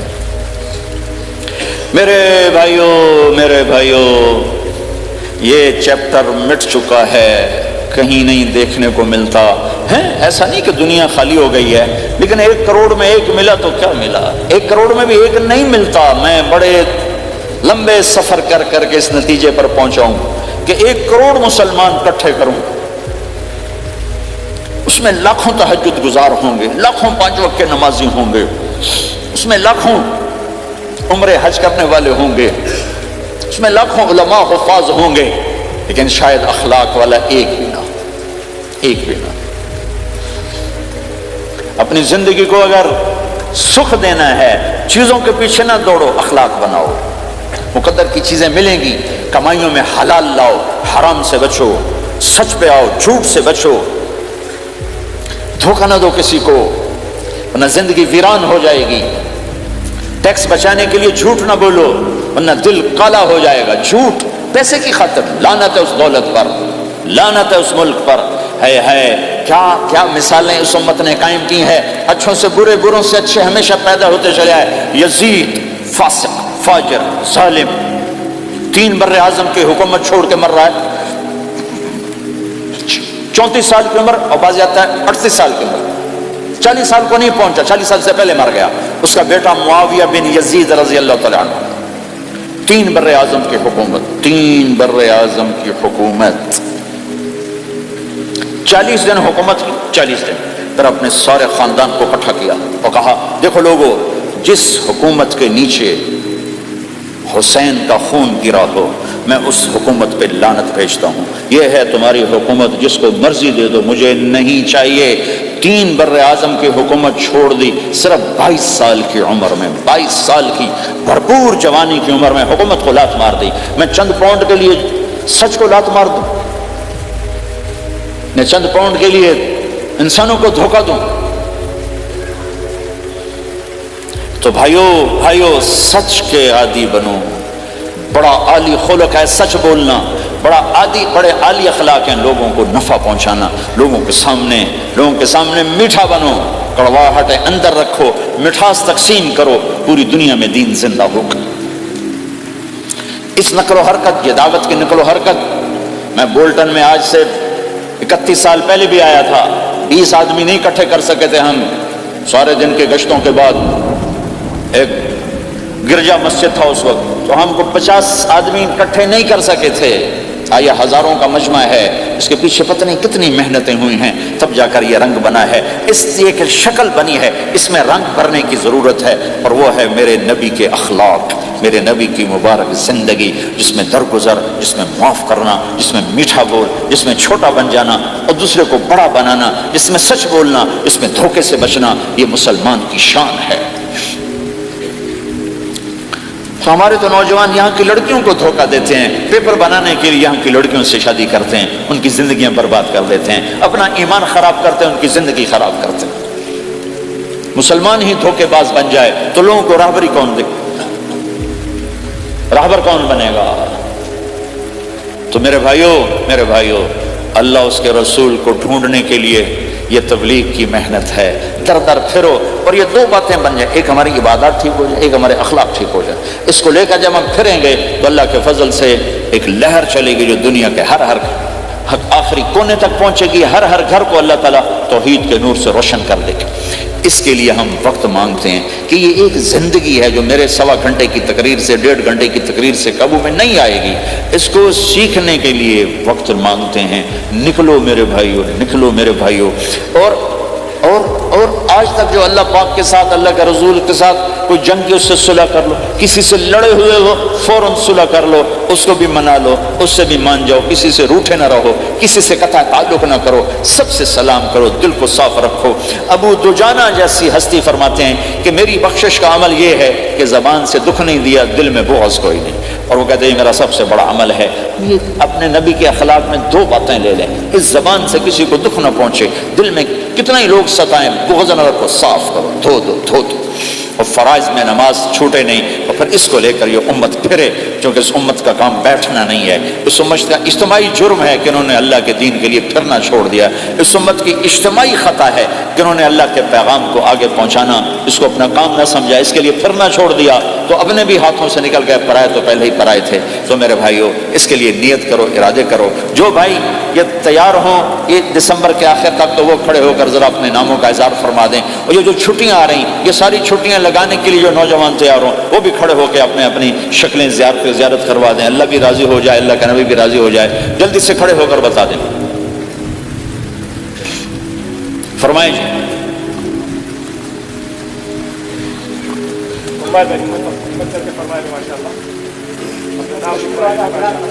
بولو بھائی، یہ چھٹیاں تو ماشاءاللہ ہوتی ہیں، اس میں نوجوانوں کو نکلنا چاہیے۔ اکثر نوجوان بیٹھے ہیں، اٹھو بھائی۔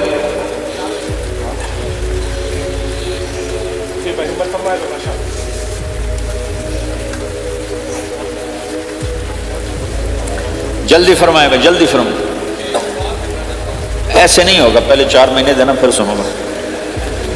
بیٹھ جاؤ، یہاں سوال نہیں کیا جاتا بھائی۔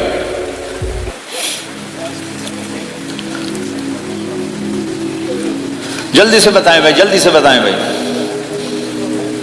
ان چھٹیوں میں کون نکلے گا اللہ کے راستے میں؟ ان چھٹیوں میں جو نوجوان تیار ہوں کھڑے ہو جائیں، ان چھٹیوں میں جو تیار ہیں چھٹیاں لگانے کے وہ کھڑے ہو جائیں، چھٹیاں اللہ کے راستے میں۔ ہاں بھائی، فرمائیں جی، فرمائیں جی بھائی۔ اور آپ کے لیے آسان کر دیتا ہوں، اس سال آج کیا تاریخ ہے بھائی؟ 22 نومبر۔ اگلے سال 22 نومبر تک اللہ زندگی رکھے، جو بھائی چلے 4 مہینے کے لیے تیار ہوں وہ کھڑے ہو جائیں۔ 1 سال کے اندر انشاءاللہ ہم جائیں گے، وہ بھائی کھڑے ہو جائیں۔ 1 سال کے اندر انشاءاللہ ہم نے جانا ہے، ترتیب بنانی ہے، وہ کھڑے ہو جائیں۔ زندگی میں جو کہیں گے ہم نکلیں گے وہ بھی کھڑے ہو جائیں۔ چلو سارے بیریئر ہٹا دیتا ہوں، لو بھائی سب کی تشکیل ہو گئی، بیٹھ جاؤ بھائی، ماشاءاللہ بیٹھ جاؤ بھائی، بیٹھ جاؤ بھائی، بیٹھ جاؤ۔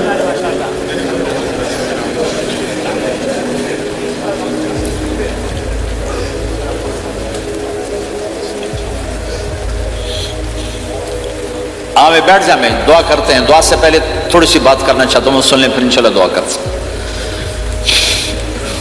مسلمان کی زندگی چلتے پھرتے دعوت ہے، مسلمان کی زندگی چلتی پھرتی دعوت ہے۔ اگر اسلام ہماری زندگی میں ہو، عبادات ایسی چیزیں جو نظر نہیں آتی، اخلاق ایسے چیزیں جو چھپ نہیں سکتی۔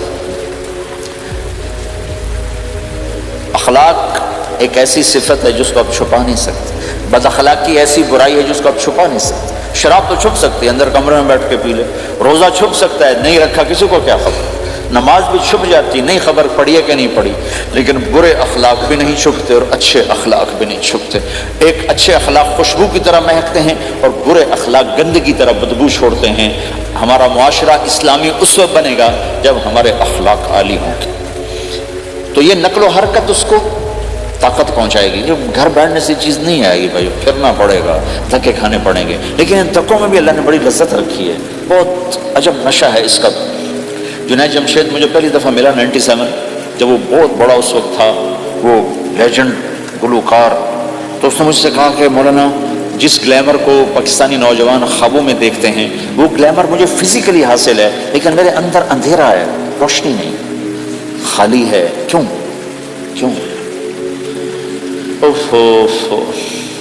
میں نے کہا تمہارے سیدھے گھٹنے میں درد ہو، تم الٹے گھٹنے میں دوا لگاؤ تو فائدہ ہوگا کہ نہیں؟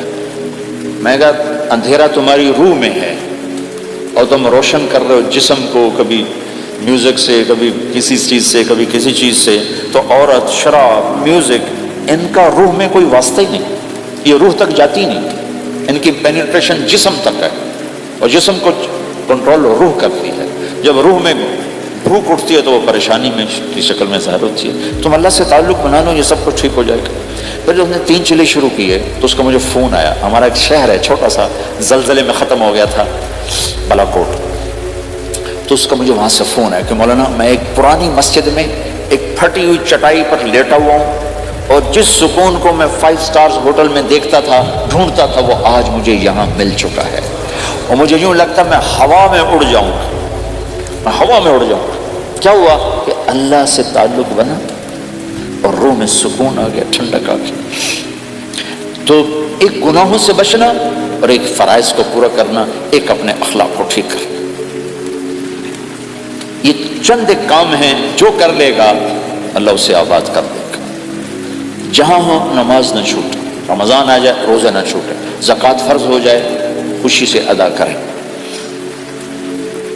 اپنی کمائیوں کو حلال پہ لائیں، غلط کاغذات سے، غلط پیپر سے، غلط ہیرا پھیری سے پیسہ نہ بنائیں، یہ پیسہ تباہی کے سوا کچھ نہیں لاتا۔ اپنی حلال کمائی کرو، کہ میرے نبی کا فرمان ہے جو صبح سے شام تک حلال کمانے میں تھکتا ہے اس دن کے سارے گناہ معاف ہو جاتے۔ سعد بن معاذ بیٹھے تھے، ان کے ہاتھوں پر اللہ کے نبی کی نظر پڑی تو ہاتھ بڑے سخت تھے، تو ہم نے کہا سعد تیرے ہاتھ اتنے سخت کیوں ہیں؟ کہا جی میں اپنے باغ میں خود کام کرتا ہوں، اس سے یہ سخت ہو گئے۔ تو آپ نے سعد کا ہاتھ پکڑا اور ایسے چوما اور کہا اپنے بچوں کو حلال کھلانے میں بچوں کو حلال کھلانے میں جو ہاتھ ایسا ہو جائے گا اس پہ جہنم کی آگ حرام ہو جائے گی۔ تو بھائیو حلال، جھوٹ نہ داخل کرو، چاہے کتنے بڑے مفتی فتویٰ دیں کہ ٹیکس بچانے کے لیے جھوٹ بولنا جائز ہے، میں کہتا ہوں نہیں، سچ ہے۔ 2 سودے ہیں، ایک طرف چند 100 پاؤنڈ ہیں، ایک طرف سچ ہے، جس کو لینا ہے لے لو۔ سچ کو لوگے تو اللہ کے قدموں میں چلے جاؤ گے، اللہ کے حبیب کی چھاؤں میں چلے جاؤ گے، اللہ کی چھاؤں میں چلے جاؤ گے۔ جھوٹ، ہاں صرف جھوٹ بولنا جائز ہے، 2 بھائی لڑ پڑے ان میں صلح کرانے کے لیے جھوٹ بولنا جائز ہے۔ میاں بیوی لڑ پڑے تو بیوی کو منانے کے لیے خامند جھوٹ بول سکتا ہے، خامند کو منانے کے لیے بیوی جھوٹ بول سکتی ہے۔ اس کے علاوہ جھوٹ نہیں ہے، سچ کے ساتھی بنو۔ اللہ کی قسم وہاں سے رزق آئے گا جہاں سے وہم و گمان بھی۔ پھر آپ اس حکومت کو دھوکہ دیتے ہو جو آپ کی ہمدرد۔ ہماری حکومتیں تو خود بھی چور ہیں تو ان کو چور پڑے ہوئے، چوروں کو چور پڑے ہوئے ہیں۔ تمہاری حکومتیں تو چور نہیں ہیں، تو تم پہ خرچ کرتے ہیں۔ ان سے بینیفٹ لینا ہو تو پیچھے ہو، ان کو ٹیکس دینا ہو تو کہتے کدھر لکھا ہے شریعت میں ٹیکس دینا جائز ہے؟ کیا لکھا ہوا ہے؟ آگے مفتی بھی بیٹھے ہوئے فتوے دینے کے لیے۔ جب ان سے نفع اٹھاتے ہو تو ان کو نفع پہنچاؤ، ان سے سہولتیں لیتے ہو ان کو سہولت پہنچاؤ۔ یہ تمہارے خرچ کرنے میں دیانتدار ہیں، ان کے ساتھ بددیانتی نہ کرو۔ مسلمان ہو اور دھوکہ، یہ 2 چیزیں جوڑ نہیں سکتے۔ اپنی عیاشی تھوڑی کم کر دو تو اللہ اس میں برکت دے گا۔ آپس میں کبھی اونچ نیچ ہو جائے فوراً صلح کرو، لڑائی پہ باقی نہ رہو کہ یہ ہم نے بات نہیں کرنی، ہمارا سلام دعا ختم، ایسا کبھی نہیں کرو۔ اونچ نیچ ہوتی ہے لیکن فوراً صلح کرو۔ ماں باپ میاں بیوی کٹھے رہتے ہیں تو ہمارا سسرالی معاشرہ بہت سخت قسم کا ہے، ماں باپ اتنی مداخلت کرتے ہیں، بچے میں ان کی زندگی تباہ کر دیتے ہیں۔ ساس سسر بہو پہ اتنا حق جتلاتے ہیں کہ خامد کا بھی اتنا حق نہیں رہ جاتا، اس سے زندگی ٹوٹ جاتی ہے۔ اگر سسر ہو بہو کو عزت دو، ساس ہے بہو کو عزت دے، بہو ہے ساس سسر کو عزت دے، لیکن اللہ کی قسم ساس اور سسر کا بہو پہ کوئی شرعی حق کوئی نہیں۔ میرے بچے کی شادی ہوئی، میں نے اپنی بیوی سے کہا بات سنو، ہم کسی کی بیٹی کو لے کے آ رہے ہیں، اگر ماں بن کے دکھاؤ گی تو میں یہاں اس کو لاؤں گا، اور اگر ماں بن کے نہیں دکھانا تو میں اس کو الگ گھر دیتا ہوں، تاکہ ہم اس کی زندگی میں دخل انداز نہ ہوں، ہم ان کی زندگی کو خراب نہ کریں۔ اگر کسی کے پاس الگ گھر دینے کی وسعت نہیں ہے تو وہ خود تو الگ ہو سکتا ہے کہ نہیں ہو سکتا؟ ایک ہی گھر میں رہتے ہیں، الگ گھر کی وسعت نہیں تو دونوں باہر نکل جاؤ، بچوں کی زندگی سے باہر نکل جاؤ، اپنا ان پر حاوی نہ کرو، ورنہ آپ خود بھی برباد ہو جاؤ گے، ان کو بھی برباد کر دو گے۔ کتنی طلاقوں کے پیچھے ساس اور سسر ہیں، کتنی طلاقوں کے پیچھے میاں بیوی کی آپس کی بدتمیزی ہے کہ اس ماحول میں برداشت کرنے کا رواج ہی ختم ہو گیا، برداشت نہیں کرنا، بڑا نقصان سہنا ہے، چھوٹا نہیں سہنا۔ ڈائمنڈ کیسے بنتا ہے؟ ڈائمنڈ کاربن ہے، وہ ڈائمنڈ کیسے بنتا ہے؟ وہ پریشر کو برداشت کرتا اللہ چمکا کے اسے ڈائمنڈ بنوا دیتا ہے۔ تو نوجوانوں کے ذمے ہے کہ اپنی بیوی کو پروٹیکشن دیں ماں باپ سے، ماں باپ زیادتی کریں سامنے آ جائیں، ہاتھ جوڑیں، پاؤں پکڑیں، بدتمیز نہ ہوں کہ ابا جی میں آپ کا حکم، اب مجھے اس کا کیا کرنا ہے، اماں جی اب مجھے فرمائیں میں کیا کرنا ہے، میرے ذمے ہے، اس کے ذمے نہیں ہے۔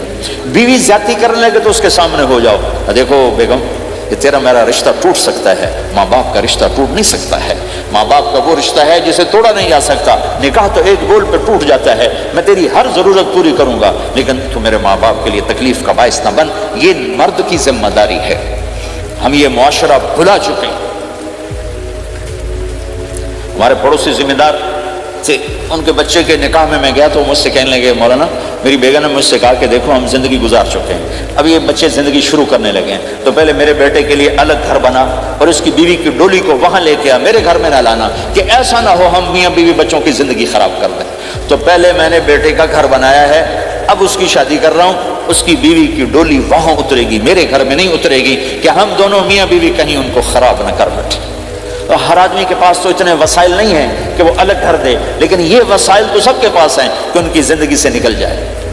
ہاں ان میں کوئی کھٹ پٹ ہو جائے تو صلح کرانے آئیں، لیکن ہوتا کیا ہے کہ لڑکے کے ماں باپ اپنے بیٹے کے حمایتی ہوتے ہیں، لڑکی کے ماں باپ اپنی بیٹی کے حمایتی ہوتے ہیں اور آپس میں جنگ شروع ہو جاتی، نہ یہ نیچے ہوتا ہے نہ وہ نیچے ہوتا ہے۔ نئی شادی ہوتی، زندگی گزارنے کا پتہ نہیں ہوتا، ٹھوکریں کھاتے ہیں تو ان کو سنبھالنے کی ضرورت ہوتی ہے، لیکن ہوتا کیا ہے کہ ماں باپ اپنے بیٹے کے کان میں نہ بیوی کی شکایتیں لگاتے رہے، یہ کرتی ہے یہ کرتی ہے یہ کرتی ہے، اور وہ بچی کو اس کے ماں باپ کہتے رہے کہ یہ کرتے ہیں یہ کرتے ہیں یہ کرتے ہیں۔ زبان پر ٹیپ لگا لو تو آپ کی زندگی روشن ہو جائے گی، آپ کا جیون خوبصورت ہو جائے گا۔ اور کبھی اونچ نیچ ہو جائے تو معافی مانگو، فوراً معافی مانگو، میاں بیوی لڑ پڑیں اور پھر صلح کر لیں تو اللہ کو یہ عمل اتنا پسند ہے کہ ان کی صلح پر پچھلے سارے گناہ ان کے معاف کر دیتے۔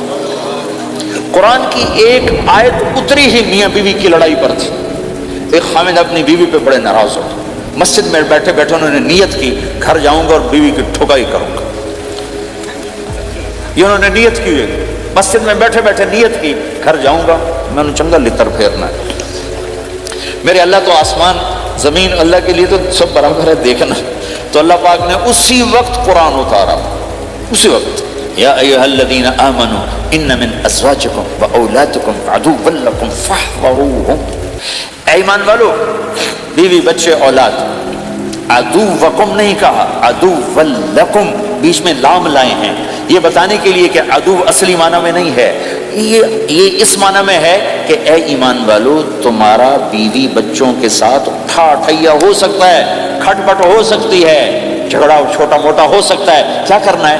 فاحذروہم، اس سے بچنا ہے، بڑھانا نہیں، بچنا ہے۔ کیسے بچنا ہے؟ ان تعفو، اس جھگڑے کو بڑھانا نہیں، مٹانا ہے، وتصفحوا، اس کا اثر دل سے مٹانا ہے، وتغفروا، پھر دوسرے کو معاف کرنا ہے۔ یہ تین کام میاں بیوی کرو، اگلا میں کروں گا، فإن اللہ غفور الرحیم، تمہارے پچھلے میں سارے معاف کر دوں۔ تو اگر اس مجمع میں کوئی بیوی سے لڑا بیٹھا ہے تو جاتے جا کے صلح کر، کوئی ماں باپ سے لڑا بیٹھا تو جاتے جا کے صلح کر، کوئی ماں باپ بچوں سے ناراض ہیں جا کے خود مان جائیں۔ اس ماحول میں بچوں کو پیار سے لے کے چلنے کی ضرورت ہے۔ میرے نبی کی زندگی محبت کا شاہکار ہے، ساری زندگی کسی کو ڈانٹا نہیں، ساری زندگی کسی کو ڈانٹا نہیں، اپنی وجہ سے، اپنی وجہ سے کسی پہ ہاتھ نہیں اٹھایا، اپنی وجہ سے۔ حسن فرماتے میں نے 10 سال اللہ کے نبی کی خدمت کی، ایک دفعہ نہیں کہا یہ کیوں کیا، ایک دفعہ نہیں کہا یہ کیوں نہیں کیا۔ تو بھائیو، جو خوبصورت زندگی ہے، آپ کے یہاں تو خادم نہیں ہوتے، سارا گھرانہ ہی خادم ہوتا ہے۔ تو میں پاکستان میں ہوں تو میں اگلا چیپٹر بیان کرتا ہوں کہ نوکروں کے ساتھ بھی اچھا سلوک کرو۔ وہ یہاں ہے ہی نہیں، تو آپ پہ ہی بانڈے مانجنے، آپ پہ ہی ٹوائلٹ صاف کرنا ہے، آپ پہ ہی گڈی صاف کرنی، ڈرائیور بھی آپ پہ تھے، مالک بھی آپ پہ، پٹرول بھی آپ پہ پاؤ گے، چنگا انگلینڈ ہے، پٹرول بھی آپ پہ پاؤ، ہوا بھی آپ پہ بھرو، 2.5 لاکھ کی گاڑی یا ڈرائیور آپ پہ، ہماری 2.5 لاکھ پاؤنڈ کی، ہماری 2.5 لاکھ کی سزوکی ہوتی ہے، ہمارا نوکر بیٹھا گاڑی چلا رہا تھا۔ نوکر تو اللہ کی بڑی نعمت ہے، تم اس سے محروم ہو۔ کچھ اس کے فائدے بھی ہیں، کچھ نقصان بھی ہیں، لیکن فائدے زیادہ ہیں۔ ہمارے بچے اتنے سست ہو جاتے ہیں کہ پانی کا گلاس کہو تو اٹھ کے ہی نہیں دیتے، وہ آگے نوکر کو بلاتے۔ میری اپنی، میرے ابا جی مجھے کوئی کام کہتے، اتر جا میں نا انہوں صد کیا، تو میں باہر جا ابا جی آگے انہوں صد کیا، میں خود نہیں جاتا، ایسی سستی پڑ جاتی۔ یعنی تمہیں اپنی حماقت بتا رہا ہوں، سردی میں لیٹا ہوا تھا تو میری رضائی گر گئی، تو میں نے باہر سے نوکر بلایا، میں کہا بشیرہ او جی اور آمینہ رضائی میرے اتنے پا، تو اپنا سنا رہا ہوں۔ لیکن آپ جہاں جاب کرتے ہیں، جہاں جاب کر رہے ہیں، وہاں دیانتداری سے جاب کرو، دھوکہ نہ ہو، فریب نہ ہو، فراڈ نہ ہو۔ آپ بھی کہیں ملازم تو ہیں، کہیں کام کر رہے ہیں، کوئی آپ کی دکان پہ کام کر رہا ہے، گھروں میں کام کرنے والے، دکانوں پہ کام کرنے والے تو ہیں۔ اور جن لوگوں کے پاس پیپر نہیں ہوتے، ان کو اتنے تھوڑے پیسے دیتے ہیں کہ وہ بیچارے روٹی بھی نہ کھا سکتے، تو بھائی یہ لینے چونکہ ان کو پتہ ہے کہ بیچارہ پھنسا ہوا ہے اور کہیں نہیں جا سکتا ہے۔ تو ایسا نہ کرو، یہ ظلم نہ کرو، اول تو ایسے لوگ رکھو نہیں، تمہارے لیے قانون ہے، اس کی گنجائش کوئی نہیں۔ لیکن اگر کوئی اس طرح رکھتا ہے تو پھر یہ ظلم نہ کرے کہ 100 کی بجائے 10 پاؤنڈ دے رہا ہو، بھائی لینے تو لے لو، اس کو پتہ ہے بیچارے نے کہیں نہیں جانا، ایسے ظالم نہ بنے۔ وہ ہمارے یہاں کرائسس چل رہا ہے بہت زیادہ، تو جو بیچارہ پھنس جاتا ہے نا، تو اپنی پراپرٹی بیچنے پر آتا ہے، تو اس کی 1 کروڑ کی پراپرٹی کے 20 لاکھ لگاتے ہیں۔ میں گزر رہا تھا مال ٹاؤن میں، ایک دوست کے پاس ٹھہرا تھا، وہ پراپرٹی ڈیلر تھا، تو ہم صبح واک کر رہے تھے، تو ایک گھر کے قریب سے گزرے، کوئی 6 کنال کا گھر تھا، اسے کہنے لگا مولانا اس گھر کی قیمت ہے 24 کروڑ، 24 کروڑ کا گھر ہے فزیکلی، لیکن اس کا مالک پھنس چکا ہے قرضوں میں، اب اس کو بیچنا چاہتا ہے، تو 18 کروڑ سے اوپر 1 پیسہ نہیں کوئی لگا رہا، اور یہ اس بیچارہ بیچے گا، یہ 8 کروڑ کا لاس دے کر، 6 کروڑ کا لاس دے کر بیچے گا، چونکہ یہ پھنس چکا ہے۔ میں نے کہا اگر میرے پاس پیسے ہوتے تو میں اس کا 24 کروڑ کا گھر لیتا 30 کروڑ کا، کہ 24 کروڑ اس کے قرضے میں جاتے اور 6 کروڑ سے اپنا الگ کاروبار کر لیتے۔ مسلمان تو مظلوم کی مدد کرتا ہے، مسلمان تو دکھی کی مدد کرتا ہے، نہ کہ مصیبت زدہ کو اور لوٹ لینا، مرے نو مارے شاہ مدار، یعنی مصیبت زدہ پر اور مصیبت ڈالنا۔ بھائیو، یہ وہ خوبصورت اخلاق ہیں، اپناؤ گے اللہ چمکائے گا، اللہ اس جہان کی عزت دے گا۔ اور ایک آخر میری بات ہے، بہت بڑا مجمع ہے، بہت سارے نوجوان نظر آ رہے ہیں، آج تک جو اللہ رسول سے جنگ کی اس سے صلح کر لیں، جو گناہ کی اس سے معافی مانگ لیں، ادھر ہم معافی مانگیں ادھر اللہ معاف کر دے، ادھر ہم توبہ کریں ادھر اللہ معاف کر دے۔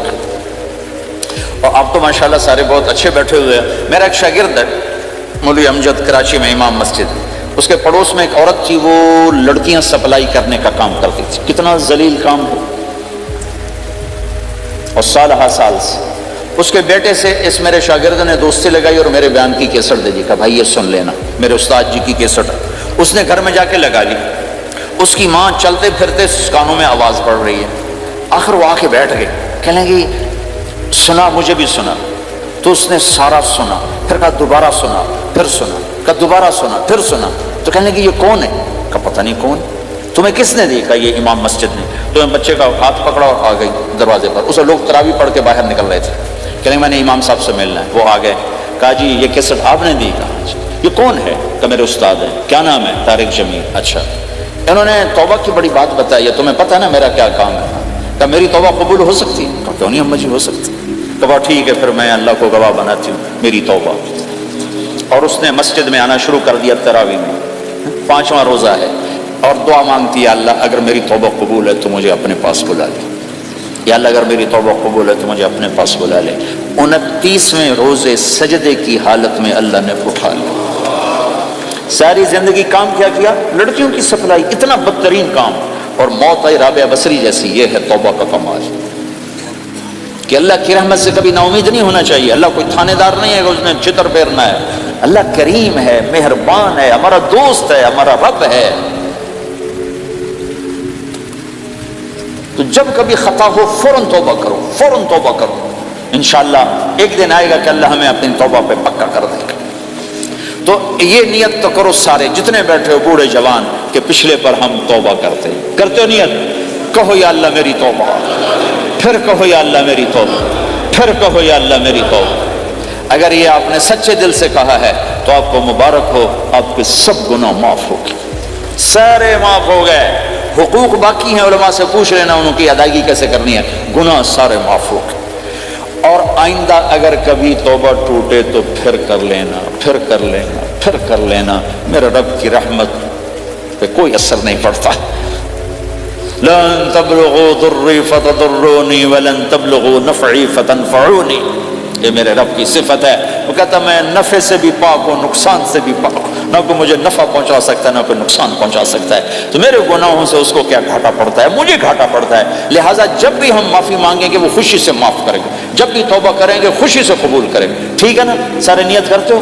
اللہ تعالیٰ نے اس کائنات میں بے شمار مخلوق کو پیدا فرمایا اور ان مخلوق میں سے ایک افضل ترین مخلوق انسان ہے.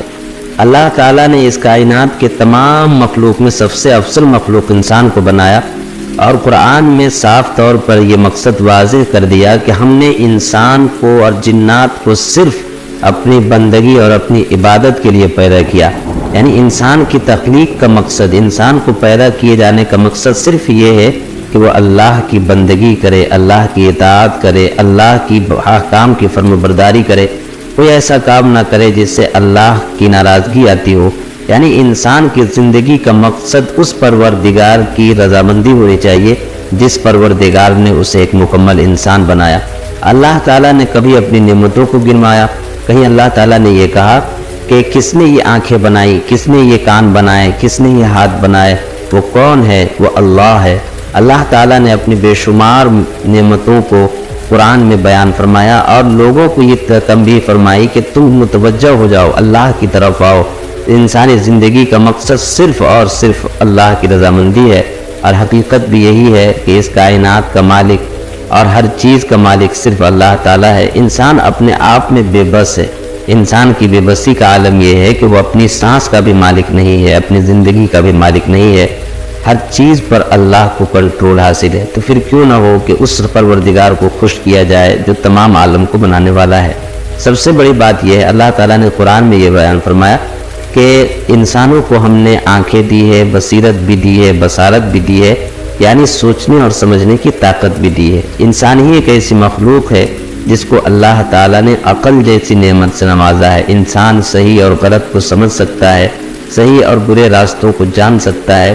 اسی لیے اللہ تعالیٰ نے یہ نعمت دی ہے تاکہ انسان اللہ کی طرف آئے، اللہ کو پہچانے اور جو کچھ اللہ تعالیٰ کے احکامات ہیں ان چیزوں پر عمل کرے.